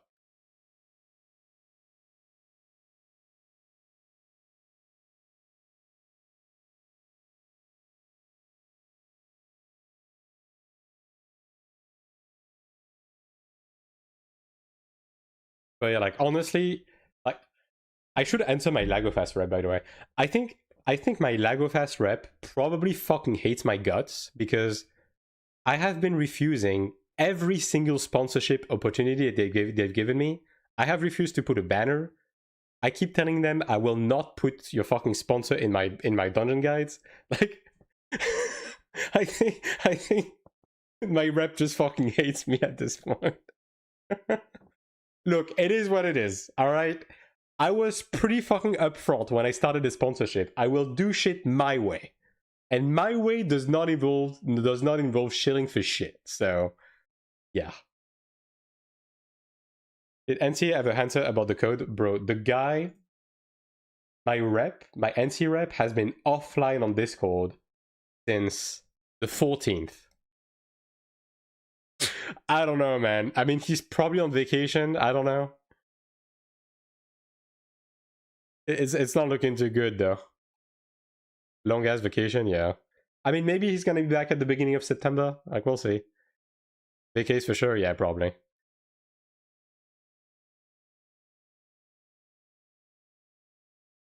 And look, like, ultimately, this is not me pulling a holier than thou situation. Like, whatever other people decide to do with their stream, with their YouTube, with their content, is none of my fucking business. I do find it upsetting. I hate the fucking meta, but ultimately, I understand that if you want to be a successful content creator and actually make a living out of this, you have to straight up like give shaft as much as possible. You need to be gawking that sponsor cock as much as possible, right? And you need to be just making the most cringe fucking videos to appeal to an audience of gullible people to click on your shit. But I'm just not about that shit, dude. I just don't care. I don't want to do it. And what I'm doing right now is I'm just making dungeon guides for dungeons that nobody give a shit about, just to be able to release helpful content for people when they play the game, right? And the reason why I'm doing this is because this is evergreen content, and because I'm taking myself as an example of like what I would have liked to find content-wise when I was starting the game. Because like, let's say when I started Throne of Liberty, for example, and I got into the game, I got fucking flooded with dog shit build videos that had no relevance to global because it was all based on the Korean stuff. You know what I didn't get?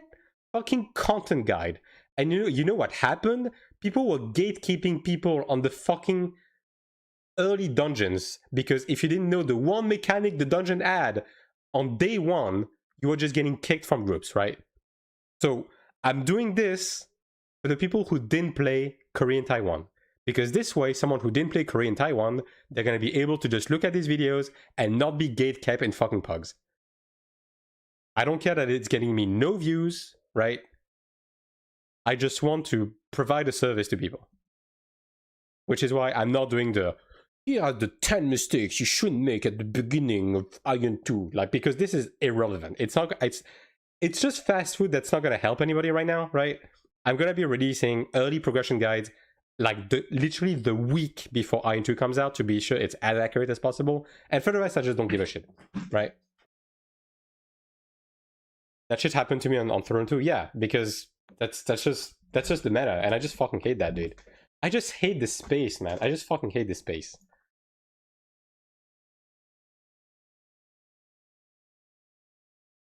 $1,000 things, yeah.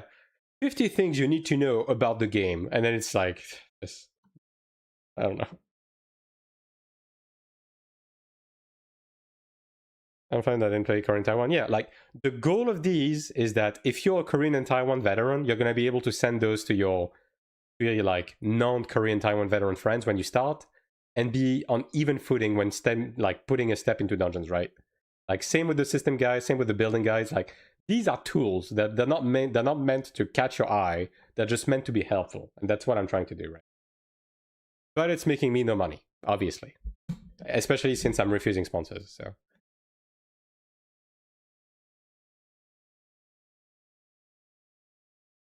But yeah, ultimately, we will see what the future is made of. But that is just the reason why I'm doing what I'm doing. Anyways, chat, fellas, unless someone has something else to link me that you would like me to take a look at, I'm probably gonna be done. So I'm gonna give you like 2 minutes, you know, a mercy period, just in case you have something to give me, and then that's probably gonna be it for today. But hey, the people who are leaving right now, don't forget to follow the channel on both Twitch and YouTube if you haven't already. It's always a huge help. And don't forget to jump on the Discord to be made aware of our whereabouts. My guild well informed, yeah.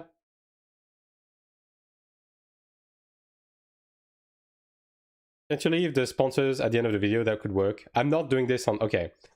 My logic, Erigios, is I don't want to do it on guides because guides are evergreen. 5 years from now, if there's an AION2 classic that comes out and these are relevant again, the sponsor is going to pollute the video again, right? I will only make sponsored content on guides that I know I will have to replace eventually. That's it. And I will only do it if I can put the ad at the end. That is my condition. That is the condition I gave them from the get-go.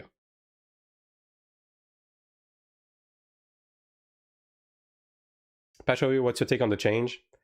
A lot of it is TBD until the servers are up because they don't give us enough information to see how the soft GCD is going to work. But overall, don't panic over the state of Templar and Chanta. They're mostly going to play the same. German guy, Energy Slayer, playing Terra. I don't think I'm going to raid anyone. I mean, let me see if any of my, you know, anyone I know is streaming right now. Hangmo is streaming. Stoops is streaming. What is Stoops doing? Stoops is watching. I will take. We're watching him, Runesy. What I am owed. I mean, I like Stoops. I'm gonna be honest. Like so far, Stoops is probably the guy that I've come in contact with when, like, since I started doing content creation, that I like the most because. And ultimately, I don't want to be parasocial or anything. I could be completely wrong, but we seem to be thinking very much alike, right? I'm banning Stoops for posting ASCII art. I mean, it is what it is, right? But yeah, okay. If no one has anything to link, I'm just going to host Stoops. So you guys go say hi to Stoops, and yeah, again, don't forget to follow the channel. Don't forget to check out the YouTube, check out the Discord, and I'll be seeing you guys tomorrow for a big stream, reset day. Look forward to the Patchnotes video, and yeah. Let me see. Which Prime is free? It's true. And yeah, hopefully the GCD stuff is actually gonna work. It's time to pray, chat. If you go to bed, don't forget to kiss your picture frame of Namjoon goodnight. Godspeed. What could possibly go wrong?